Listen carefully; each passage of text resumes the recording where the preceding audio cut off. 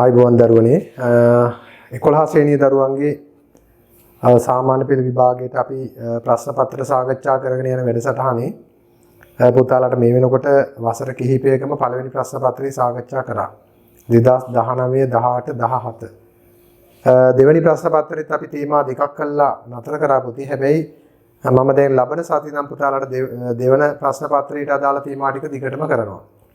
මම බලාපොරොත්තු වෙනවා සතියකට වීඩියෝ දෙකක් පමණ කොහොම හරි ඔයාලට දාන්න. එතකොට අපි ඉස්සරහට තියෙන ප්‍රධාන පාඩම් මේකක ටික පසුගිය වසර 12 සම්පූර්ණයෙන්ම සාකච්ඡා කරනවා.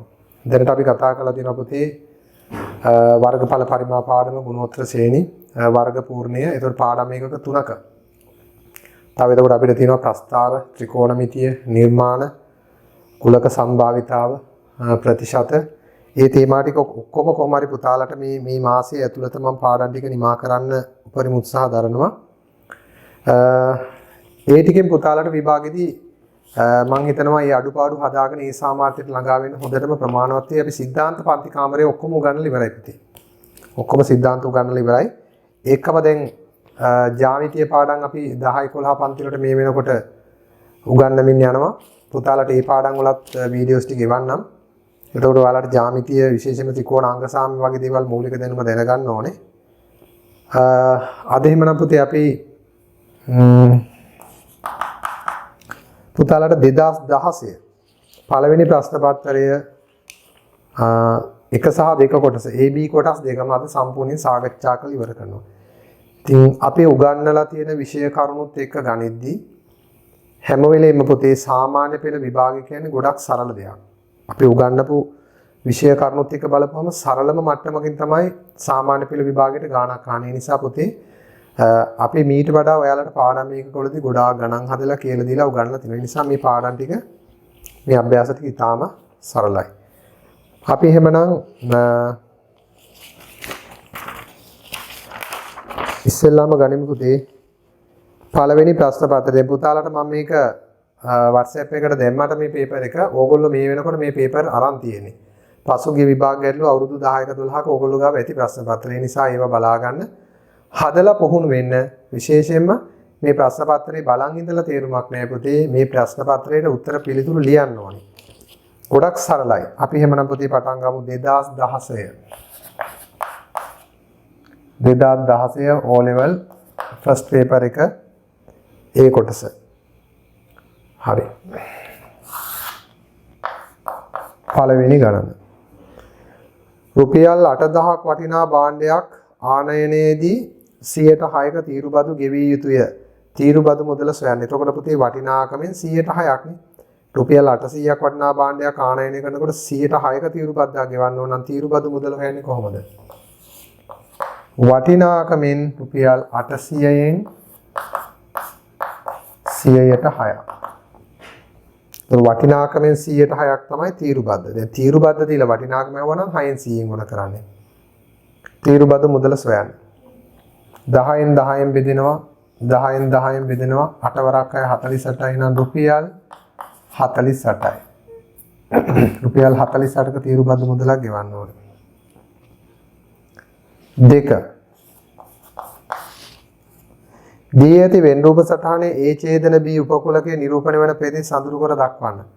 පුතාලා දන්නවා කුලක දෙකක් ගත්තාම ඡේදන මේල අනුපූරක ආදී වශයෙන් අපි කුලක උපකුලක පාට කරන්න දන්නවා. මේක A නම් මේක B නම් සර්වත්‍ර කුලකය A ඡේදනයේ B. එතකොට A ඡේදනයේ B කියලා කියන්නේ පුතේ කුලක දෙකකට අයිති පොදු පෙදෙස. කුලක දෙකකට හෝ කිහිපයකට අයිති පොදු. එතකොට මෙන්න මේ ටික තමයි A ඡේදන B. හරි. තුන්වෙනි ගණන. ඒකාකාර වේගයෙන් ගමන් කරන බස් රථයක් තප්පර 3ක් තුළ මීටර 48ක් දුර ගමන් කරයි. බස් රථයේ වේගය තප්පරයට මීටර වලින් සොයන්න. පුතාලා දන්නවා වේගය සමානයි දුර බෙදීම කාලය. වේගය සමානයි දුර බෙදීම කාලය. එතකොට තප්පර 3කදී මීටර 48ක්. මීටර දුර මීටර 48යි කාලය තප්පර 3යි. සෙකන්ඩ් S කියලා ගන්නේ තප්පර සෙකන්ඩ්. 48 3ට බෙදපුවාම 16යි ms ඍණ 1. ඔව් මේ ප්‍රශ්න පත්‍ර සාකච්ඡා කරන එකෙන් පුතේ කරුණු කිහිපයක් ඕගොල්ලන්ට ලැබෙනවා ප්‍රයෝජන. එකක් තමයි විෂය කරුණු පිළිබඳ දැනීමක් ලැබෙනවා. ඔයාලා කරපු පේපර් එකේ හරි වැරදි බලා ගන්න පුළුවන් අවස්ථාවක් ලැබෙනවා. ඒ ඔක්කොට වඩා මම හිතනවා පුතේ මේකේ ප්‍රයෝජනේ තමයි විභාග ප්‍රශ්න පත්‍ර කියන්නේ විෂය කරුණු ඉතාම සරලයි කියලා තේරුම් ගන්න තියෙන හොඳම අවස්ථාව තමයි මේ ප්‍රශ්න පත්‍රවල උත්තර දිහා බලපන්. පේනවා නේද මේ 8 9 පන්ති ළමයෙකුට කරන්න පුළුවන් විදිහට සරලයි ප්‍රශ්න. හතරවෙනි එක. දැන් මම පහුගිය ප්‍රශ්න පත්‍ර කිහිපෙම දැක්කේ ෆස්ට් පේපර් එක කියන්නේ ඕනෑමටත් වඩා සරල වැඩි. දර්ශක ආකාරයෙන් දක්වන්න. log 2 පාදයේ නේද? log 2 16. අපි කියන්නේ 2 පාදයෙන් 16 ලඝු ගණකයේ 4 වේ. ඕක දීලා තියෙනවා. මේක දර්ශක ආකාරයෙන් දක්වන්න ඕනේ. එහෙනම් පුතේ දර්ශක ආකාරය මොකද්ද? සංඛ්‍යාව 16 පාදය 2 ලඝු වල පාදයේම තමයි දර්ශක වලදී පාදය 2. මේ ලඝු ගණකය 4යි කියන්නේ හරි. එහෙනම් 16 සමානයි 2 බල 4. පහ වර්ගජ සමීකරණයක් තියෙනවා විසඳන්න. මේ වර්ගජ සමීකරණයේ සාධක ස්වරූපයෙන් තියෙන්නේ x ඍණ 1 x ඍණ 2. පුතාලා සසඳලා බලන්න මට මතකයි දැන් ගිය සතියේ මම සාකච්ඡා කළා 2017 2017ත් මේ වගේම යම ගණන්. ඉතින් මේ ඔක්කොම එක වගේ 2017 ගානෙත් දර්ශක ලඝු ආකාරයේ මේ වගේ ගානක් තිබ්බා. එතකොට ප්‍රතිශත ගානක් වෙනවා. මේ වගේම ගානක් තිබ්බා. ඒ නිසා පොතේ මේ විභාග ගණන් කියන්නේ අවුරුදු 4ක 5ක ආදපුවාම මේ වගේම තමයි විභාගෙට එන්නේ. ගුණිතයක් ශුන්‍ය නම් එක් පදයක්වත් ශුන්‍ය වේ. නම් මේ ගුණිතය ශුන්‍ය නම් x ඍණ 1 සමානයි බිඳුව හෝ x ඍණ 2 සමානයි බිඳුව. ඍණ 1 කියන්නේ ධන 1යි අනිත් පස්සෙන් ලියනකොට හෝ ඍණ 2 කියලා කියන්නේ ධන 2. එහෙනම් විසඳුම් දෙක තමයි ධන 1 හෝ ධන 2.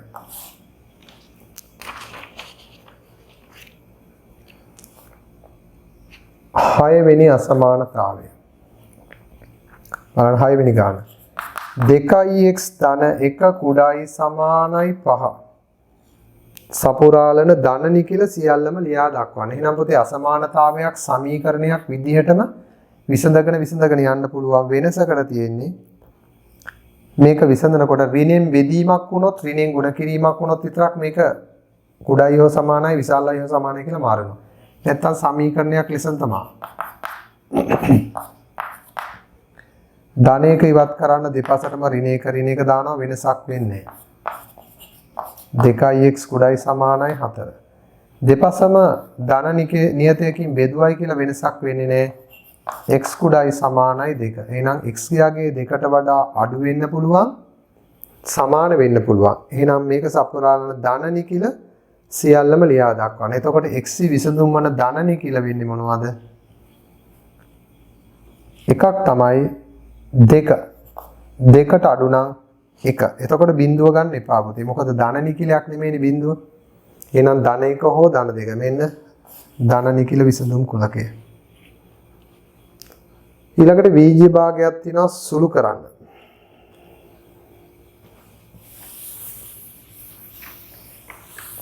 පුතාලට අපි දැන් මේ දවස්වල 10 11 පන්තිවල කරන වීජ්‍ය භාග පාඩම් එහෙම ඒවා ඒවල තියෙන අපේ වෙබ්සයිට් එක හරහා බලන්න පුළුවන්. ඒවා ඒ වගේම YouTube එකකට දැම්මා.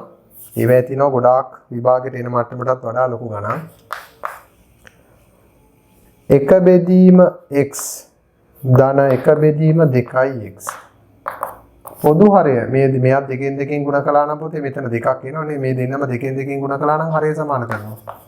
2x 2x x කින් බෙදුනොත් x x කැපෙනවා 2i දෙවරක් එක 2i. ඒ කියන්නේ මේක දෙකෙන් ගුණ කළත් පුතේ ওই ප්‍රතිඵලය ලැබෙනවානේ. එහෙනම් හරයක් 2ix වෙනවනේ. 2x 2x බෙදුනොත් 1i එකවරක් එක 1i. එහෙනම් උත්තරේ තමයි 3 බෙදීම 2ix.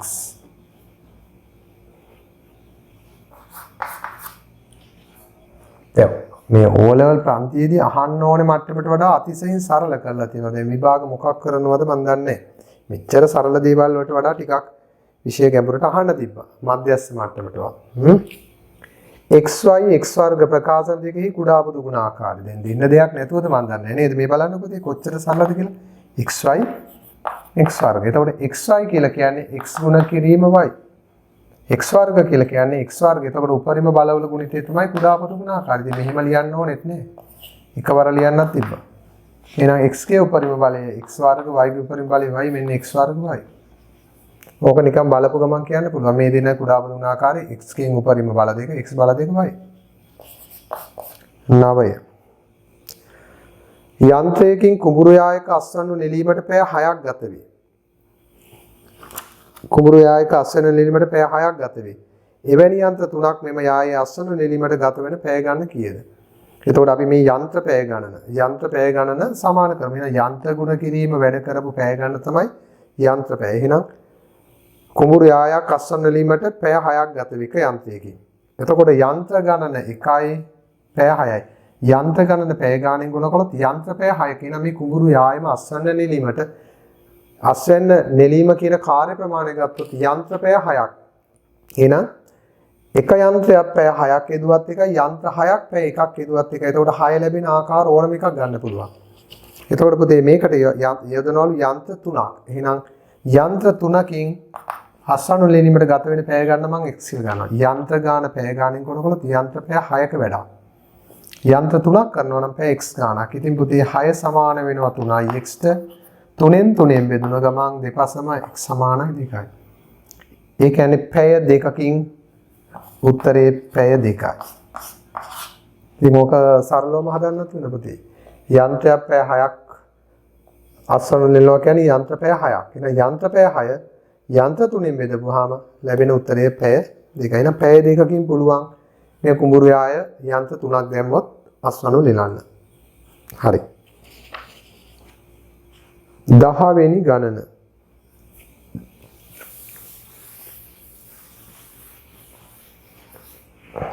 එකේ සිට 3 තෙක් තෙක් සංඛ්‍යා ලියා ඇති සරසම කාඩ්පත් 3ක් සහිත පෙට්ටියකින් සසම්භාව්‍ය ලෙස කාඩ්පතක් ඉවතට ගැනීමේදී ඔත්තේ සංඛ්‍යාවක් ලියා ඇති කාඩ්පතක් ලැබීමේ සම්භාවිතාව. එතකොට පුතේ නියදී අවකාශය ගත්තයින් පස්සේ මොනවද? 1 සිට 3 නම් 1 2 3. මේකේ ඔත්තේ අංකයක් ලැබීමේ සිද්ධිය මම ඕනනම් ගන්නම්කෝ x කියලා. එහෙනම් x කියන්නේ මොකද්ද? 1 3. එහෙනම් px ඔත්තේ අංකයක් ලැබීමේ ඉතින් මෙහෙමම ලියන්න ඕනේ නැහැ පුතේ. ඔයාලා නිකම්ම උත්තරේ 3ෙන් 2යි කියලා දැම්මනම් හොඳටම ඇති.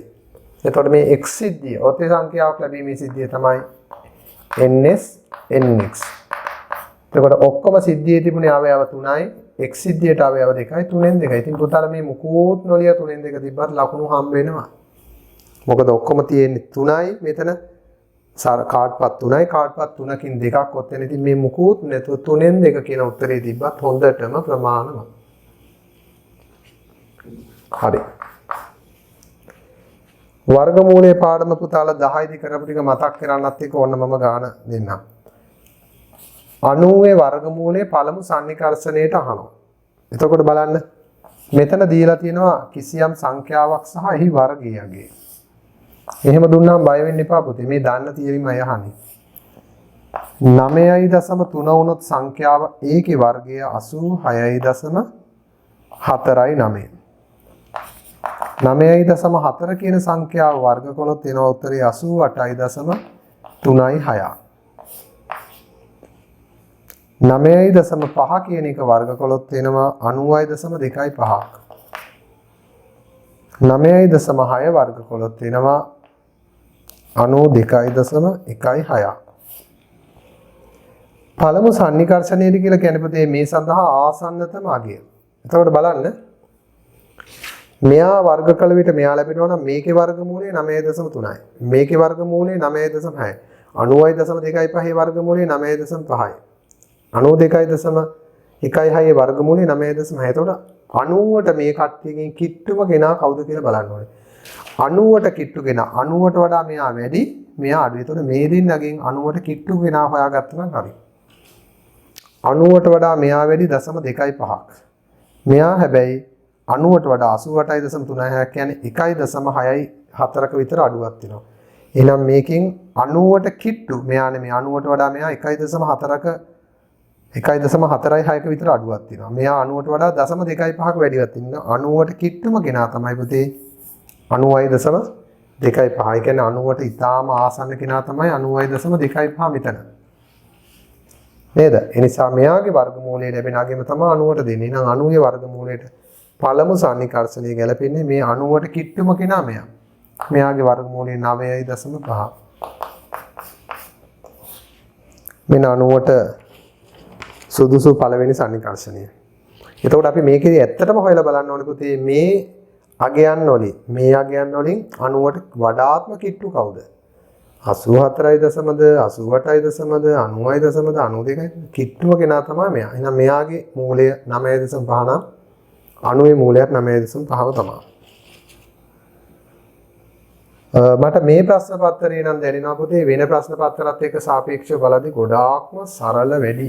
සරල ගතිය ගොඩාක්ම වැඩි. අවුරුද්දක් තමයි මේ 2016. දැන් මේ වගේම මේ කොරෝනා ප්‍රශ්නෙත් එක්ක 2020 දැන් කල් ගියාට 2020 කිරිවට 20 වෙනි වර්ෂයේ මේ විභාගයත් අතිශයින්ම සරල වෙයි කියන අදහසේ ඉන්නවා. හරි.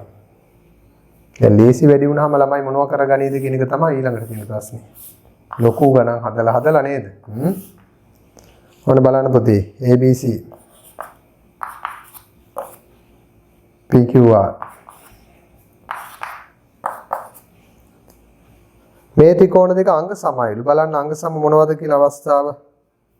මේ පාදයට සමානයි මේ පාදය.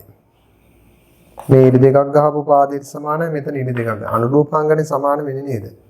එහෙනම් මෙතන 61 59 60 මේක අංශක 61යි. මේක 59යි. අංශක 60යි. පාද දෙකක් සහ අන්තර්ගත කෝණය. එහෙනම් මේක තමයි අන්තර්ගත කෝණේ පාදේ. එහෙනම් සමාන වෙන පාද දෙකක් සහ අන්තර්ගත කෝණ. මෙන්න මේ කෝණය. ඒක තමයි අංග සමයි කියලා දෙන්නේ. එහෙනම් මේකේ x y z. මෙතන x y z. හොඳයි පුතේ මෙච්චරයි කරන්න තියෙන්නේ. මේකේ අනුරූපාංග හොයාගත්තා නම් x y z හොයාගන්න පුළුවන්. එහෙනම් පාද දෙක අතර කෝණය 59 නම් මෙතන පාද දෙක අතර කෝණය z. එහෙනම් අපි x ගේ y ගේ z ගේ අගය හොයමු. මෙතන පාද දෙක අතර කෝණය 59යි පාද දෙක අතර කෝණය අංශක z. එහෙනම් z සමානයි 59යි. අනේ z හෙව්වා. ඊළඟට පුතේ මේ ඉරි දෙකක් ගහපු සංකේතෙට ඉදිරියෙන් කෝණය x. ඉරි දෙකක් ගහපු සංකේතෙට ඉදිරියෙන් තියෙන්නේ 61. එහෙනම් මෙයාට ඉස්සරහින් x නම් මෙයාට ඉස්සරහින් 61. එහෙනම් x සමාන 61. x සමාන 61. ඊළඟට බලන්න මේ තනිරක් තියෙනවට ඉස්සරහින් තියෙන කෝණය තමයි y. y ට ඉදිරියෙන් තමයි මේ පාදේ තියෙන්නේ. එහෙනම් අනුරූපාංගනේ සමාන වෙනවා. එහෙනම් y මෙයාට ඉදිරියෙන් y නම් මෙයාට ඉදිරියෙන් ඉන්නේ 60. එහෙනම් y සමාන 60. මෙන්න පිළිතුරු 3. හරි. 13 ඝන සිලින්ඩරයක අරය සෙන්ටිමීටර් 7යි උස සෙන්ටිමීටර් 2ක් වේ. ෆයි යගේ 7.22 ලෙසගෙන වක්‍ර පෘෂ්ඨයේ වර්ගඵලය සරිතින් මෙතන යටින් දීලා තියෙනවා. අරය r උස වෙන වක්‍ර පෘෂ්ඨයක වර්ගඵලය 2πrh. එහෙනම් 2πrh ට ආදේශ කරන්න මෙයාගේ 2යි 7.22යි r කියන්නේ අරය 7යි උස 2යි. අතිශයින්ම සරලයි. 2ට 7ට 7 කැපෙනවා. 2.22කින් ගුණ කළා 2කින් ගුණ කළොත් 44 ඒවා දෙකක් 88. 88යි ඒකකය දාමු cm. වර්ග සෙන්ටිමීටර 88යි. හරි. ඉතාමත්ම සරල ගණන් ටිකක් උතේ අපි මේ කතා කළේ 13. අපි බලමු ඊළඟ 14 වෙනි ගානේ සිට.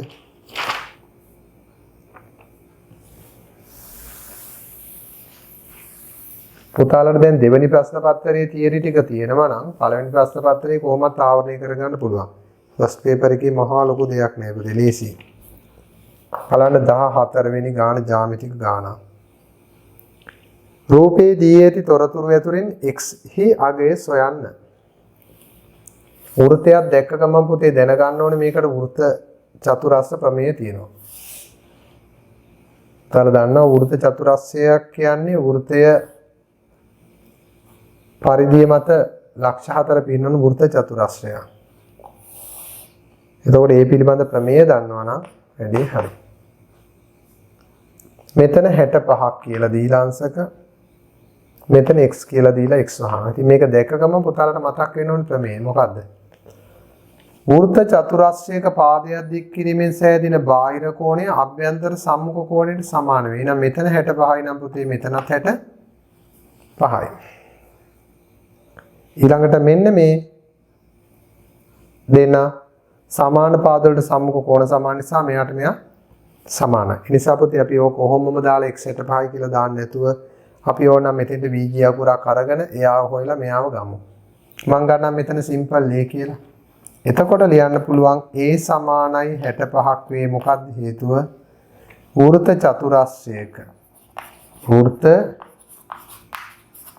චතුරස්‍රයක පාදයක් දික් කිරීමෙන් සෑදෙන බාහිර කෝණය අභ්‍යන්තර සම්මුඛ කෝණයට සමාන නිසා. එන්න හේතුව ලියන්න පුතේ. හේතුව ලියන්න. පාදයක් දික් කිරීමෙන් සෑදෙන බාහිර කෝණය අභ්‍යන්තර සම්මුඛ කෝණයට සමාන නිසා. ඊළඟට තව එකක් ලියන්න පුළුවන්. x සමාන වෙනවා a ට. හේතුව තමයි සමාන පාදවලට සම්මුඛ කෝණ. සමාන පාදවලට සම්මුඛ කෝණ. ත්‍රිකෝණයක පාද දෙකක් සමාන නම් දරුවනේ සමාන පාදවලට සම්මුඛව පිහිටන කෝණ සමානයි. ඒ කියන්නේ a කියලාගේ 65යි නම් x සමානයි අංශක 65යි. ඉතින් මේ වගේ පොඩ්ඩක් පියවරක් දෙකක් ලියලා දාන්න. මේ කෝණය මේ කෝණ සමානයි. මේ දෙන සමාන පාදවලට සම්මුඛ කෝණ සමාන නිසා සමානයි. හරිම සිම්පල් ගානක්. 15 වෙනි ගාන. cos x 0.8යි. එතකොට බලන්න පුතේ cosine අනුපාතය තමයි cos කියලා කියන්නේ. sin cos tan. දැන් පුතාලා ත්‍රිකෝණමිතිය බලාපොරොත්තු වෙන්න පහුගිය අවුරුදු 12ෙම ප්‍රශ්න පත්‍ර මම මේ මාසේ කරනවා.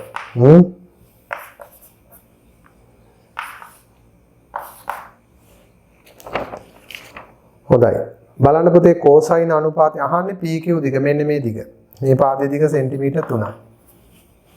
එතකොට පුතේ cos x මේකේ cosine යගේ සමාන වෙනවා cos x සමානයි මොකද්ද? සක බක සබ. සම්මුඛ පාදයේ බෙදීම කර්ණයේ sin. බද්ධ පාදයේ බෙදීම කර්ණයේ cos. සම්මුඛ පාදයේ බද්ධ පාදයේ tan. ඒ නිසා මෙතන පුතේ cos කියලා කියන්නේ බද්ධ පාදයේ බෙදීම කර්ණය PQ බෙදීම 3යි. මෙතන දීලා තිනවා cos x 0.8යි කියලා. එහෙනම් මෙතෙන්ට දාන්න 0.8 සමානයි PQ බෙදීම 3. හරස් ගුණ කළොත් 3ෙන් ගුණ වෙනවාට 3 වරක් 8 24යි 3යි දශම ස්ථාන එකක් වෙන්නොත් 22.4. එම නිසා PQ පාදයේ දිග සෙන්ටිමීටර් 2.4යි. කොච්චර ලේසිද නේ? මේ පාදයෙන් බෙදපුවාම ලැබෙන්නේ cosine අනුපාතය. ඒකට මේ දීලා තියෙන cosine යගේ සමාන කරන්න. හරි. ඊළඟට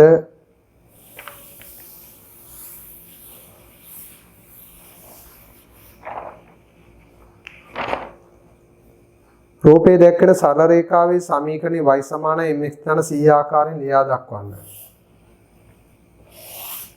ඔව්. මේ වගේ කාර්ටීසිය තලයක තියෙන ප්‍රස්ථාරයක අනුක්‍රමණීය අන්තක්ඛණ්ඩය හොයාගන්න පුළුවන් වුණොත් සමීකරණය ලියන්න පුළුවන් පුතේ. y x खंडांक මෙතන බිඳුව 1 2 3 1 2 3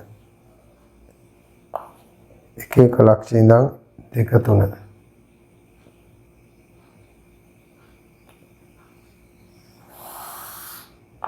මෙන්න මේ රේඛාවේ අහනවා සමීකරණය. අහන්නේ y සමාන mx ධන c ආකාරයෙන් ප්‍රකාශ කළ විට m සහ c සඳහා ලැබෙන. ඒ කියන්නේ m කියලා කියන්නේ අනුක්‍රමණයට c කියලා කියන්නේ අන්තක්ඛණ්ඩය. එතකොට පුතේ අනුක්‍රමණය ගන්නෙ කොහොමද? මේකේ අනුක්‍රමණය තමයි මේ අඳින රේඛාවේ පහතින් යටින් හැදෙන ඍජු කෝණී ත්‍රිකෝණයේ අනුපාතය. හැම වෙලේම පුතේ x අක්ෂයේ ධන දිශාව සමග මේක මෙහෙම ඇඳත් ධන දිශාව සමග සුළු කෝණයක් නම් සාධාරණ අනුක්‍රමණයේ ධන. ඒකේ විශාලත්වය තමයි පුතේ මෙන්න මේ දුරෙන් බෙදන්න ඕනේ. අනුක්‍රමණය සමාන වෙන්නේ tan θ ට. එතකොට මේකේ කෝණය θ කියලා ගත්තොත් tan කියන්නේ සම්මුඛ පාදෙ පිටින් බද්ධ පාදෙ. මෙතන උස ඒකක 1යි දුර ඒකක 3යි. එහෙනම් එක බෙදීම 3. අනුක්‍රමණය 3න් 1යි. අන්තක්ඛණ්ඩය කියලා කියන්නේ එක් y අක්ෂය කැපෙන දෙන y අක්ෂය කැපෙන්නේ එකෙන් නම් අන්තක්ඛණ්ඩ 1යි. එහෙනම් මේකේ සමීකරණය තමයි y සමානයි mx ධන c. ඒ කියන්නේ y සමානයි 3න් 1යි x ධන 1. අහන්නේ සමීකරණය ප්‍රකාශ m සහ c සඳහා ලැබෙන අගය. ඉතින් m ට c ට මෙන්න ලැබෙන අගය. අනුක්‍රමණය 3න් 1යි අන්තක්ඛණ්ඩ 1යි. හරි. ඊළඟට බලමු.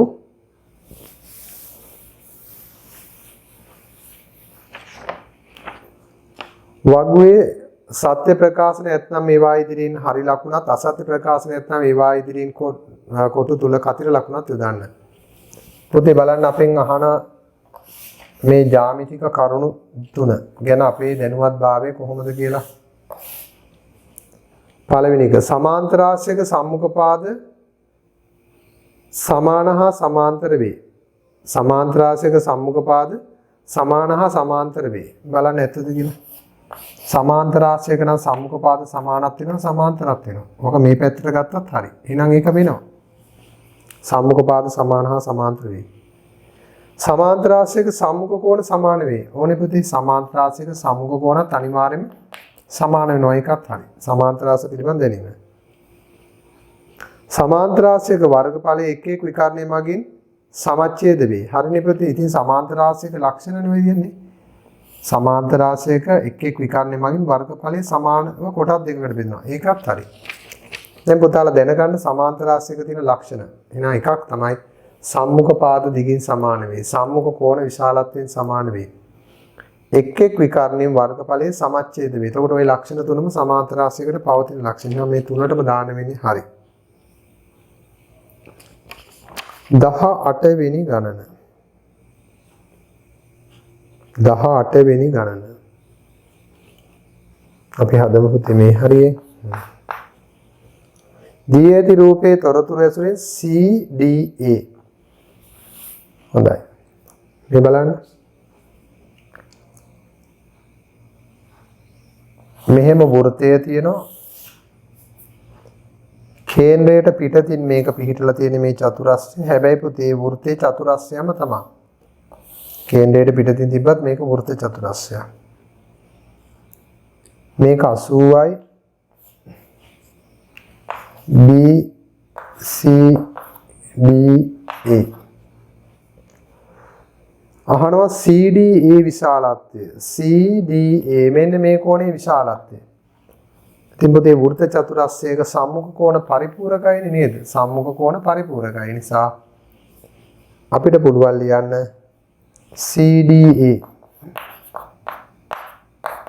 මේ කෝණයට එකතු කරන අංශක 80ක් සමානයි 180යි. හේතුව ලියන්න සම්මුඛ කෝණ පරිපූර්ණක නිසා. ඕන ලියන වෘත්ත චතුරස්‍රයක සම්මුඛ කෝණ පරිපූර්ණක නිසා 80 අඩු කළොත් CDA කෝණය සමාන වෙනවා අංශක 100ට. අංශක ලකුණ දාන්න හරියට 100. ඊළඟට පුතාලා 19 වෙනි ගණන. 19 වෙනි ගණනේ තියෙන්නේ රූපයේ දැක්වෙන O කේන්ද්‍රය වන වෘත්තයේ අරය සෙන්ටිමීටර් 10ක් වේ. AB ජායේ දිග සොයන්න. එතකොට පුතේ වෘත්ත ප්‍රමේයයන් යටතේ සරලම ප්‍රමේයයක් තමයි පුතාලා දැනගන්න ඕනේ කේන්ද්‍රයේ සිට ජායට ලම්බකයක් ඇඳි විට. මේ කේන්ද්‍රයෙන් ඉඳන් ජායට දැන් මේ කතා කරන ජ්‍යාමිතිය ගණන් වල පුතේ සරලම දේ දැනගෙන ඉන්න ඕනේ. වෘත්ත චතුරස්‍රයක සම්මුඛ කෝණ පරිපූර්ණකයි. කේන්ද්‍රයේ සිට ජායට ලම්බකයක් ඇඳාම අනිවාර්යෙන් ජාය සමච්ඡේද වෙනවා. එතකොට මෙතන 8යි කියලා දීලා තිනවා. කේන්ද්‍රයේ මේ වෘත්තයේ අරය දීලා තිනවා 10. නම් පුතේ අපි මේ එක අරයක් ඇඳගමු. මේක 10යි. මේක ජායේ දිග අහන්නේ. ඔව්. දැන් අපිට මේකට පයිතගරස් සම්බන්ධය දෙමු. මෙතන ඕනනම් දාගමු C කියලා ගියා. පයිතගරස් සම්බන්ධය දාපු ගමන් පුතේ මේ ඍජු කෝණේ ත්‍රිකෝණය මෙන්න මේ පාදේ එනවා. අපිට ලියන්න පුළුවන් AC වර්ග ධන 8 වර්ග සමානයි 10 වර්ගය. AC වර්ග 8 වර්ග 64යි 10 වර්ග 100යි.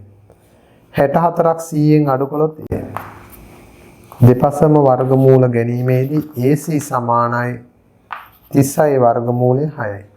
එහෙමනම් පුතේ අපිට ලැබෙනවා මෙන්න මේ පාදයක් 6යි කියලා. කේන්ද්‍රයේ සිට ඇඳි ලම්බකයෙන් ජාය සමච්ඡේදන. එතකොට පුතේ මේ කොටසයි සමානයි. ඒ නිසා අපි එකවරම ලියන්න පුළුවන් AB සමානයි 6යි 6යි 12යි. ලකුණු දෙකක් දෙන ගානක් නිසා මීට වඩා ගොඩාක් විස්තර ඕනේ.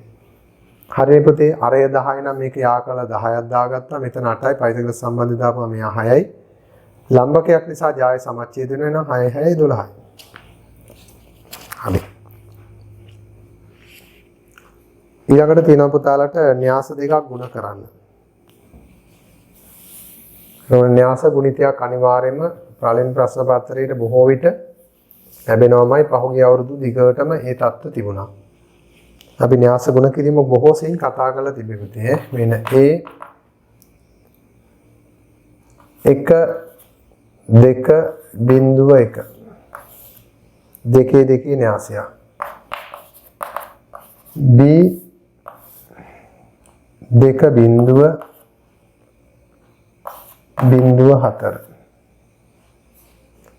AB න්‍යාසය කියන්නේ පුතේ මේ දෙන්නගේ ගුණිතය. එතකොට න්‍යාස දෙකක් ගුණ වෙනකොට පුතේ මේක ගුණ වෙන්නේ මෙහිමයි. මේ න්‍යාස දෙක ගුණ වෙන ආකාරය 1.2.4 හැම වෙලෙම පේලි තීරත් එක ගුණ වෙනවා. එහෙනම් පුතේ මේකේ ගුණිතය තමයි පළවෙනි පේලිය 1 ගුණ වෙනවා පළවෙනි තීරයෙන් 2 බිඳුවෙන්. ඊළඟට පළවෙනි පේලිය 1 ගුණ වෙනවා දෙවන තීරයෙන් 0.4.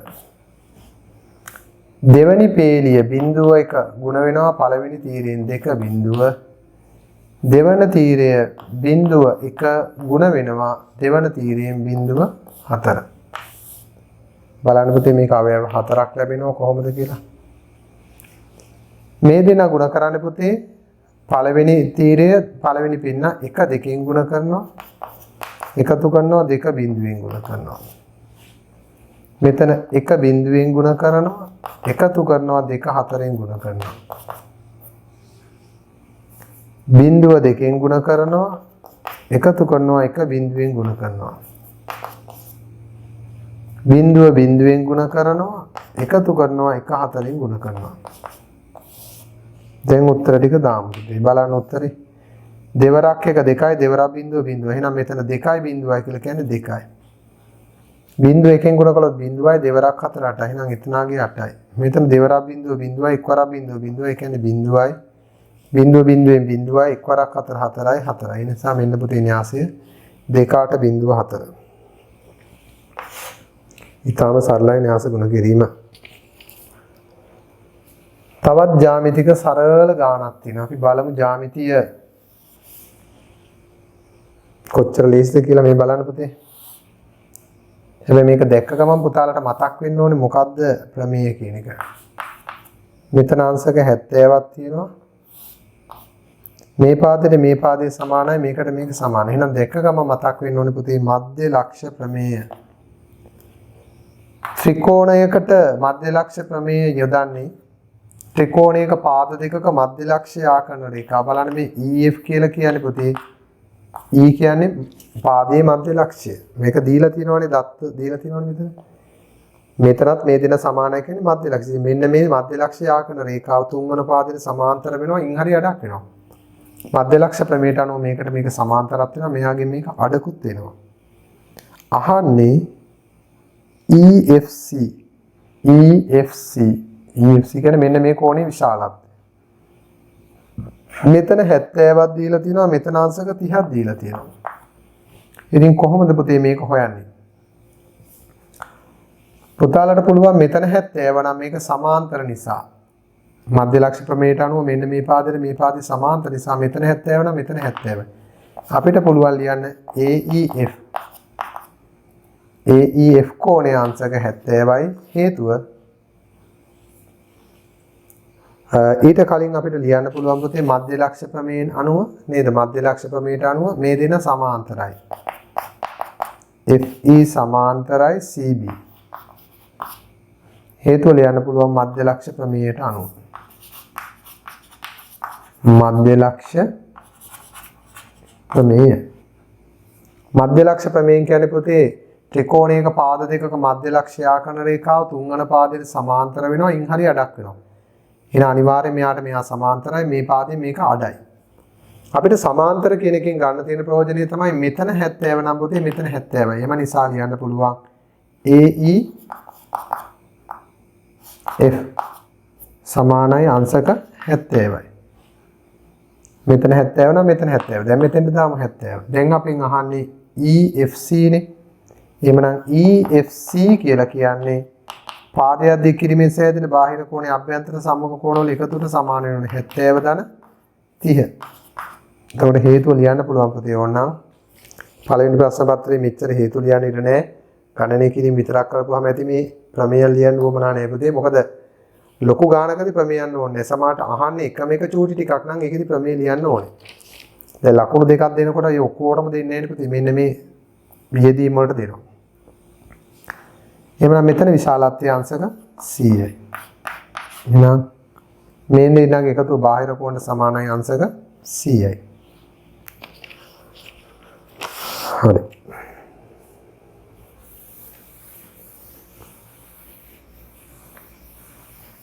පෙළ පොත්වල තියෙන පුතේ ඕන තරම් අභ්‍යාස තියෙනවා. ඒවා නිතර නිතර බලනවා නම් ඔයාලට මේ පළවෙනි ප්‍රශ්න පත්‍රය ආවරණය කර ගන්න පුළුවන් විශේෂයෙන්ම ජ්‍යාමිතිය පැත්ත.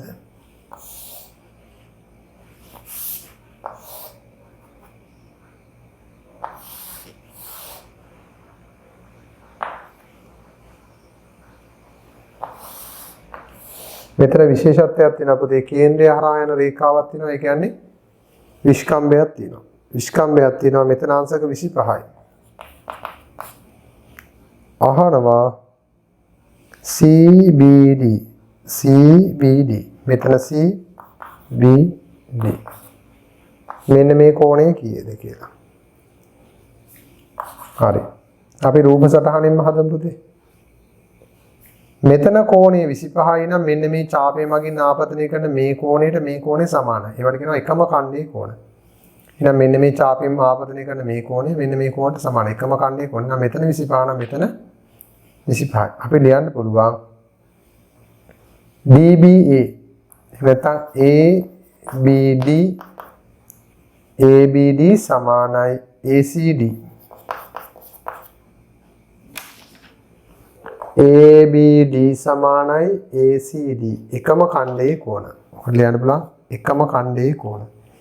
එම නිසා ABD විශාලත්වය කොච්චරද? මෙයාගේ විශාලත්වයම මෙයා අංශක 25යි. මෙන්න මේ කෝණයේ විශාලත්වය මේ කෝණයේ විශාලත්වයට සමාන 25යි. අහන්නේ මේ කෝණයගේ. හැබැයි පුතාලා දන්නවා අර්ධ වෘත්ත ඛණ්ඩයේ කෝණ මේක විස්කම්භයක් නම් පුතේ අනිවාර්යෙන් මෙතන 180ක් වෙනකොට මෙතන අංශක 90යි. ABC කොච්චරද? අංශක 90යි. අර්ධ වෘත්ත ඛණ්ඩයේ කෝණ. එතකොට මේ සම්පූර්ණ කෝණය මෙතන විස්කම්භයක් වෙනකොට පුතේ අනිවාර්යෙන්ම අර්ධ වෘත්ත ඛණ්ඩයේ කෝණ. දැන් ඔයාලා දන්නවනේ මේ විදිහට වෘත්තයක් හැදලා මේක විස්කම්භයක් නම් පුතේ මෙන්න මෙතන හැදෙන හැම කෝණයක්ම දැන් මෙතන 180 නිසා මෙතන අංශක 90යි. මේ හැම කෝණයක්ම අංශක 90යි. ඒවට කියනවා අර්ධ වෘත්ත ඛණ්ඩයේ කෝණ කියලා. ඊළඟ පුතේ මෙතන 90 නම් මෙතන 25 නම් මේ කෝණය ගන්නේ කොහොමද? CBD කෝණයේ විශාලත්වය. CBD විශාලත්වය ගන්න 90 25ක් අඩු කරමු. 10න් 5ක් 5යි මෙතන 8න් 2ක් 6යි. අංශක 65යි. ඊළඟ මෙන්න මේ කෝණය අංශක 65කින් යුක්තයි. අංශක 65යි. රූපයේ දැක්වෙන ත්‍රිකෝණාකාර ප්‍රිස්මයේ පරිමාව දී ඇති තොරතුරු භාවිතයෙන් සොයන්න. එතකොට පුතේ ප්‍රිස්මයක පරිමාව කියලා කියන්නේ හරස්කඩ වර්ගඵලයේ ගුණ කිරීම උස දුර. එතකොට බලන්න මෙන්න මෙහෙම තියෙනවා.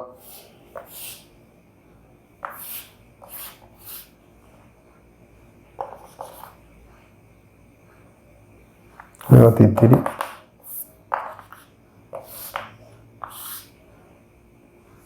මෙතන අංශක 90ක කෝණයක් තියෙනවා 6යි 5යි 7යි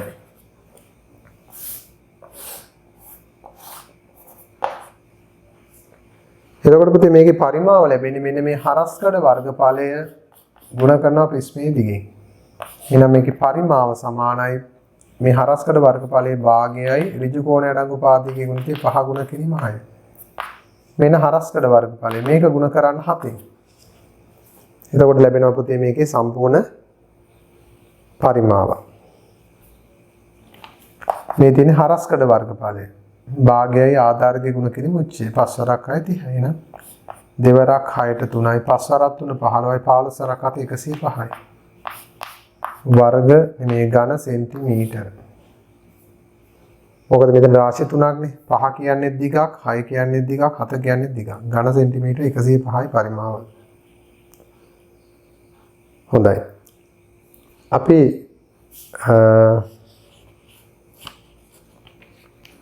ප්‍රශ්නවල අංක වරද්දලාද පුතේ දාලා තියෙන්නේ. ඔව්. මේක 23 වෙනි ගානේ 19 නෙමෙයි හරි. මේ 23 වෙනි ගානට උත්තරේ. බලමු 24.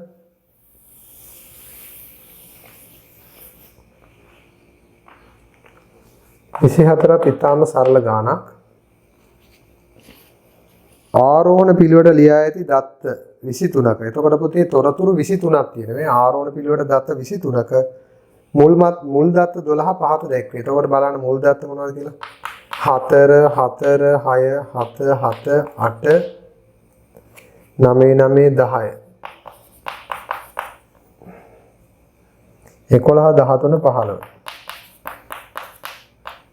එතකොට මේ විදිහට තව තියෙනවා පුතේ 23ක් තියෙනවා. 23 මුල් 12 දෙනා දීලා තියෙනවා. එතකොට 12 දෙනා දුන්නාට පුතේ මෙතන 23ක්ම තියෙනවා කියන අදහස තියෙනවා. මුල් 12 පහත දැක්වේ. එම දත්ත 23හි මධ්‍යස්ථය හා පළමු චතුර්ථකය සොයන්න. එහෙනම් පුතේ මධ්‍යස්ථය හොයන්නේ කොහොමද? මධ්‍යස්ථය කියලා කියන්නේ Q2. Q2 හොයන්නේ මෙතන මේ ටිකක් දුන්නාට පුතේ දත්ත 23ක්. එහෙනම් 23ට එකක් එකතු කරනවා. දෙකෙන් එකකින් ගුණ කරනවා. බලන්න කීයද කියලා.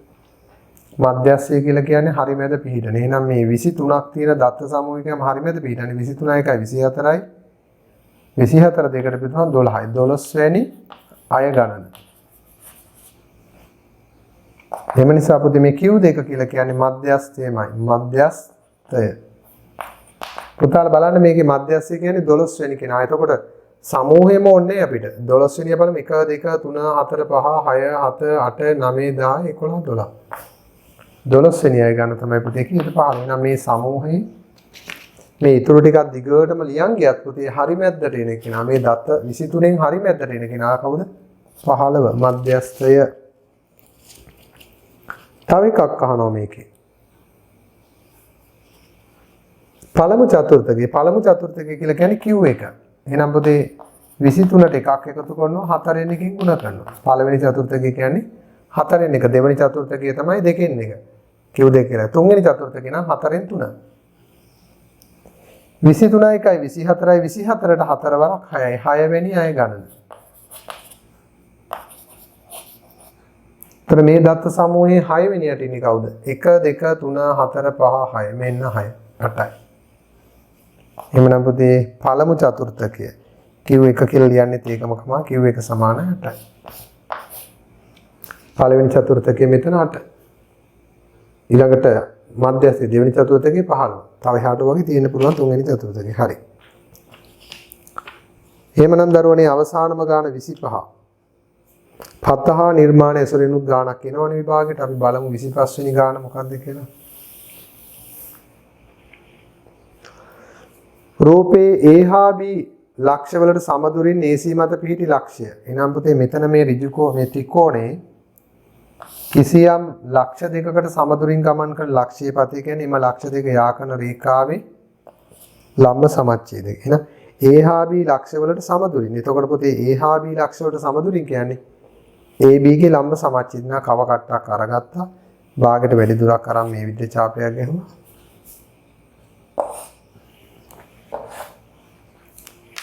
මෙන්න මේ ටික හරියටම අඩි කෝදුවක් තියලා මෙහෙම යා කරපුවාම දල සටහනක් පෙන්වන්න කියන්නේ. ඔන්න AB ගේ ලම්බක සමච්ඡේදය. එතකොට පුතේ දල සටහනක්. එතකොට දල කියලා කියන්නේ ආසන්න වශයෙන් තිබුණත් ප්‍රමාණවත් හරියටම ඕනේ නැහැ කියන එකයි.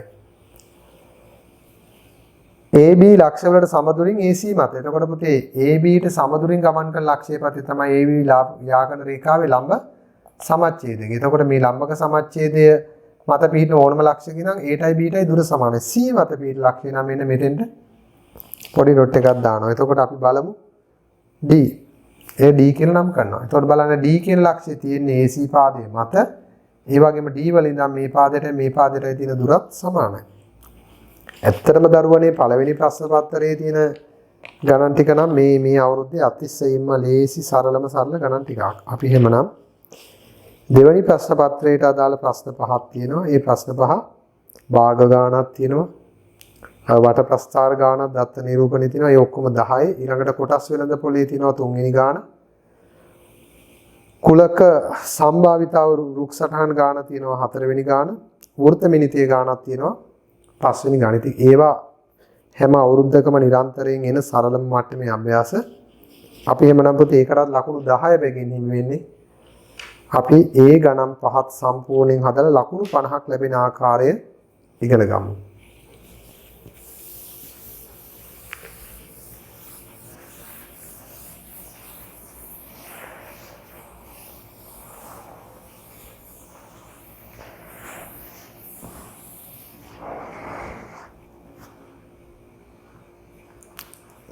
හොඳයි දරුවනේ. එහෙමනම් බලන්න භාග ගැටලුව. භාග ගැටලුව තුල අපහසුතාව කිසිවක් නැහැ. විභාගෙදී අනිවාර්යයෙන්ම මේ භාග ගැටලුව විසඳ ගන්න පුළුවන් පුතාලට.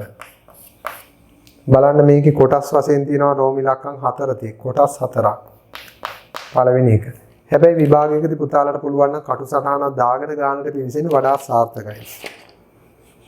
කිත්සිරි මහතා ප්‍රජා මධ්‍යස්ථානයකට මුදල් පරිත්‍යාග කළේය. ඔහු පරිත්‍යාග කළ මුළු මුදලින් 9න් 2ක් සංගීත භාණ්ඩ මිලදී ගැනීම සඳහා 2න් 1ක් ක්‍රීඩා භාණ්ඩ මිලදී ගැනීම සඳහා යොදා ගැනීම.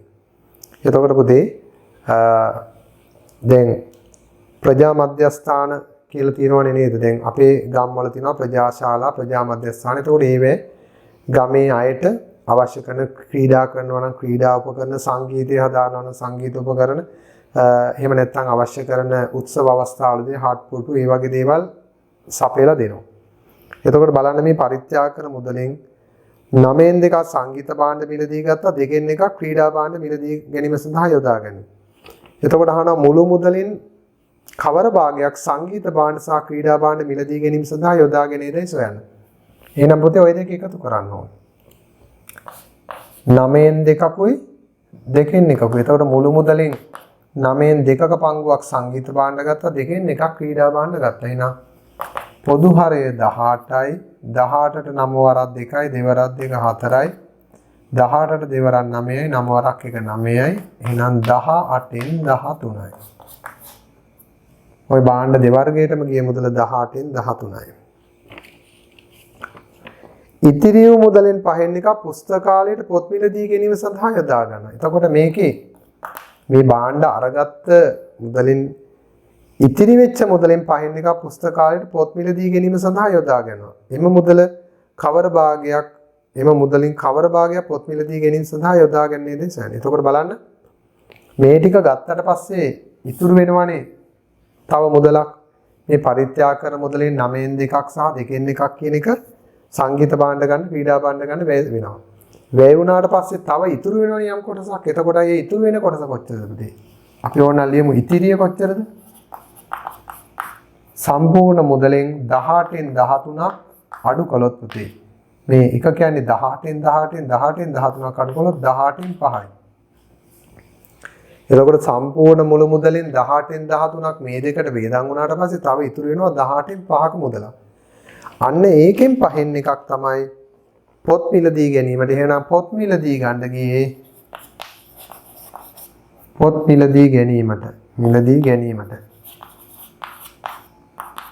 මෙන්න මේ ඉතුරු වෙච්ච 18න් 5න් 1යි. එතකොට පුතේ මේක සුළු කළොත් උත්තරේ 18න් 1යි. එහෙනම් මුළු මුදලේ 18න් 1 පංගුවයි පොත් මිලදී ගැනීමට වේදන් කරේ. 18න් පංගුවයි. මුළු මුදලින් කවර භාගයක් ඊළඟට කියනවා පොත් මිලදීගත් පසු ඉතිරි වූ මුදල ප්‍රජා මධ්‍යස්ථානයේ පිළිසකර කිරීම සඳහා යොදා ගැනීම. එතකොට පුතේ මේ ඉතිරි වෙච්ච 18න් 5 කියන කොටසෙනුත් 5න් එක පංගුවයි පොත් ගත්තේ. එතකොට 5න් එක පංගුවක් මෙතෙන්ට දුන්නාට පස්සේ තව ඉතිරි මුදලින් 5න් පංගු 4ක් තියෙනවා. අන්නේ 5න් 4 තමයි පිළිසකර කරන්න ගත්තේ. එහෙමනම් අපි ගමු රෝම ඉලක්කම් 3. එහෙනම් මුළු මුදලින් කවර භාගයක් පිළිසකර කිරීම සඳහා අපි බලමු පිළිසකර කරේ කොච්චරද කියලා. පිළිසකර කිරීම සඳහා. ඒක ලේසියි පුතේ මෙතනින් හොයන එක. දැන් මෙන්න මේ දෙක වියදම් වුණාට පස්සේ 13න් 18න් 13ක් වියදම් වුණාට පස්සේ තව ඉතුරුයි 18න් 5ක්. අන්නේ 18න් 5 පහට බෙදලා එක කොටසක් තමයි පොත් ගත්තේ. තව එහෙනම් ඉතුරු වෙනවා පුතේ ඒ 18න් 5න් 4ක්. මේ ඉතුරු වෙච්චා වූ 18න් 5 කියන මුදලිනුත් කොටසෙනුත් 5න් එක පංගුවයි වියදම් උනේ පොත් ගන්න. එහෙමනම් තව එකකින් 5න් පංගු 4ක් තියෙනවා. එහෙනම් මේ 18න් 5න් තව 5න් 4ක් ඉතුරුයි. අන්න ඒක තමයි පුතේ උත්තරේ. බලන්න කීයද කියලා. 5ට 5 කැපෙනවා දෙවරක් 2යි දෙවරක් 9යි 9න් 2යි. පුතාලට මේ භාග සුළු කිරීම පහුගිය දවස්වල 10 වසරේ භාග පැවරුණොත් ඕගොල්ලන්ට WhatsApp group එකට දෙන්න. එහෙනම් පුතේ මෙන්න පිළිසකර කරන්න වියදම් උනේ අර ඉතිරි වෙච්ච මුදලින් 5න් එකක් පොත් ගත්තා නම් ඒකෙන් තව 5න් 4යි. මුළු මුදලින් 9න් 2යි. ඊළඟට කියනවා පිළිසකර කිරීම සඳහා වැය වූ මුදල රුපියල් 20000ක් නම්. ඔන්න හරි ලේසියි පුතේ. මේ පිළිසකර කරන්න ගොඩනැගිල්ල රුපියල් 20000ක් වියදම් වුණා නම් පරිත්‍යාග කර මුදල. එහෙනම් පුතේ පිළිසකර කිරීම කියන්නේ 9න් 2ක්. එහෙනම් 9න් 2ක් සඳහා මුදල කොච්චරද? රුපියල් 20000යි. 9න් 2ක මුදල කියලා කියන්නේ පිළිසකර කරේ මුළු සම්පූර්ණ මුදලෙන් 9න් 2ක පංගුවයි.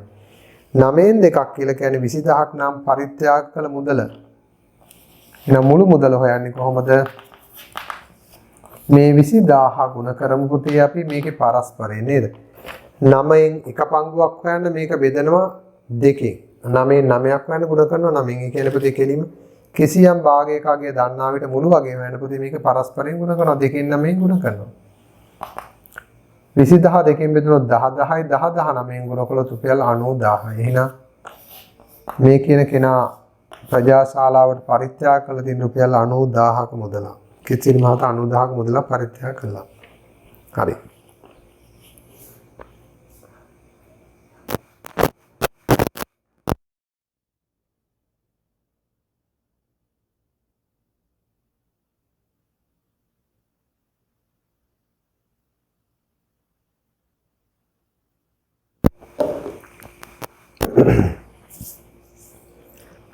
හොඳයි පුතේ අපි එක ගානයි සාකච්ඡා කරේ. තව ගණන් කිහිපයක් තියෙනවා. ඇත්තටම දරුවනේ ඉතින් අපි පන්ති කාමරයේ උගන්වලා තියෙන ඕගලන්ට බැබලෙන එකක් ගන්න මට්ටමට විෂය කර්ම. ඉතින් මේවා මේ 10 පන්ති වලදී වගේ හොඳට කියලා දීපු කාරණා. කොහොමත් පුතේ ඉතින් භාග ලොකු සංකීර්ණ ගැටලුවක් එන්නේ විභාගයට හදා ගන්න පුළුවන් මට්ටමේ සරල ගානක් එන්නේ. මට මතකයි මීට කලින් සතියේත් මම වට ප්‍රස්ථාර ගානක් අපි කතා කළා. බලමු වට ප්‍රස්ථාර ගාන. මට හොඳට මතකයි ගිය සැරේත් වට ප්‍රස්ථාර ගානක් තිබුණේ. එක්තරා ගොවීන් පිරිසක් වගා කිරීම සඳහා විවිධ එළවලු වර්ග තෝරාගත් ආකාරයේ රූපයේ දී ඇති වට ප්‍රස්ථාරය දැක්වේ. සෑම ගොවියෙක්ම එක් එළවලු වර්ගයක් පමණක් වගා කළේය.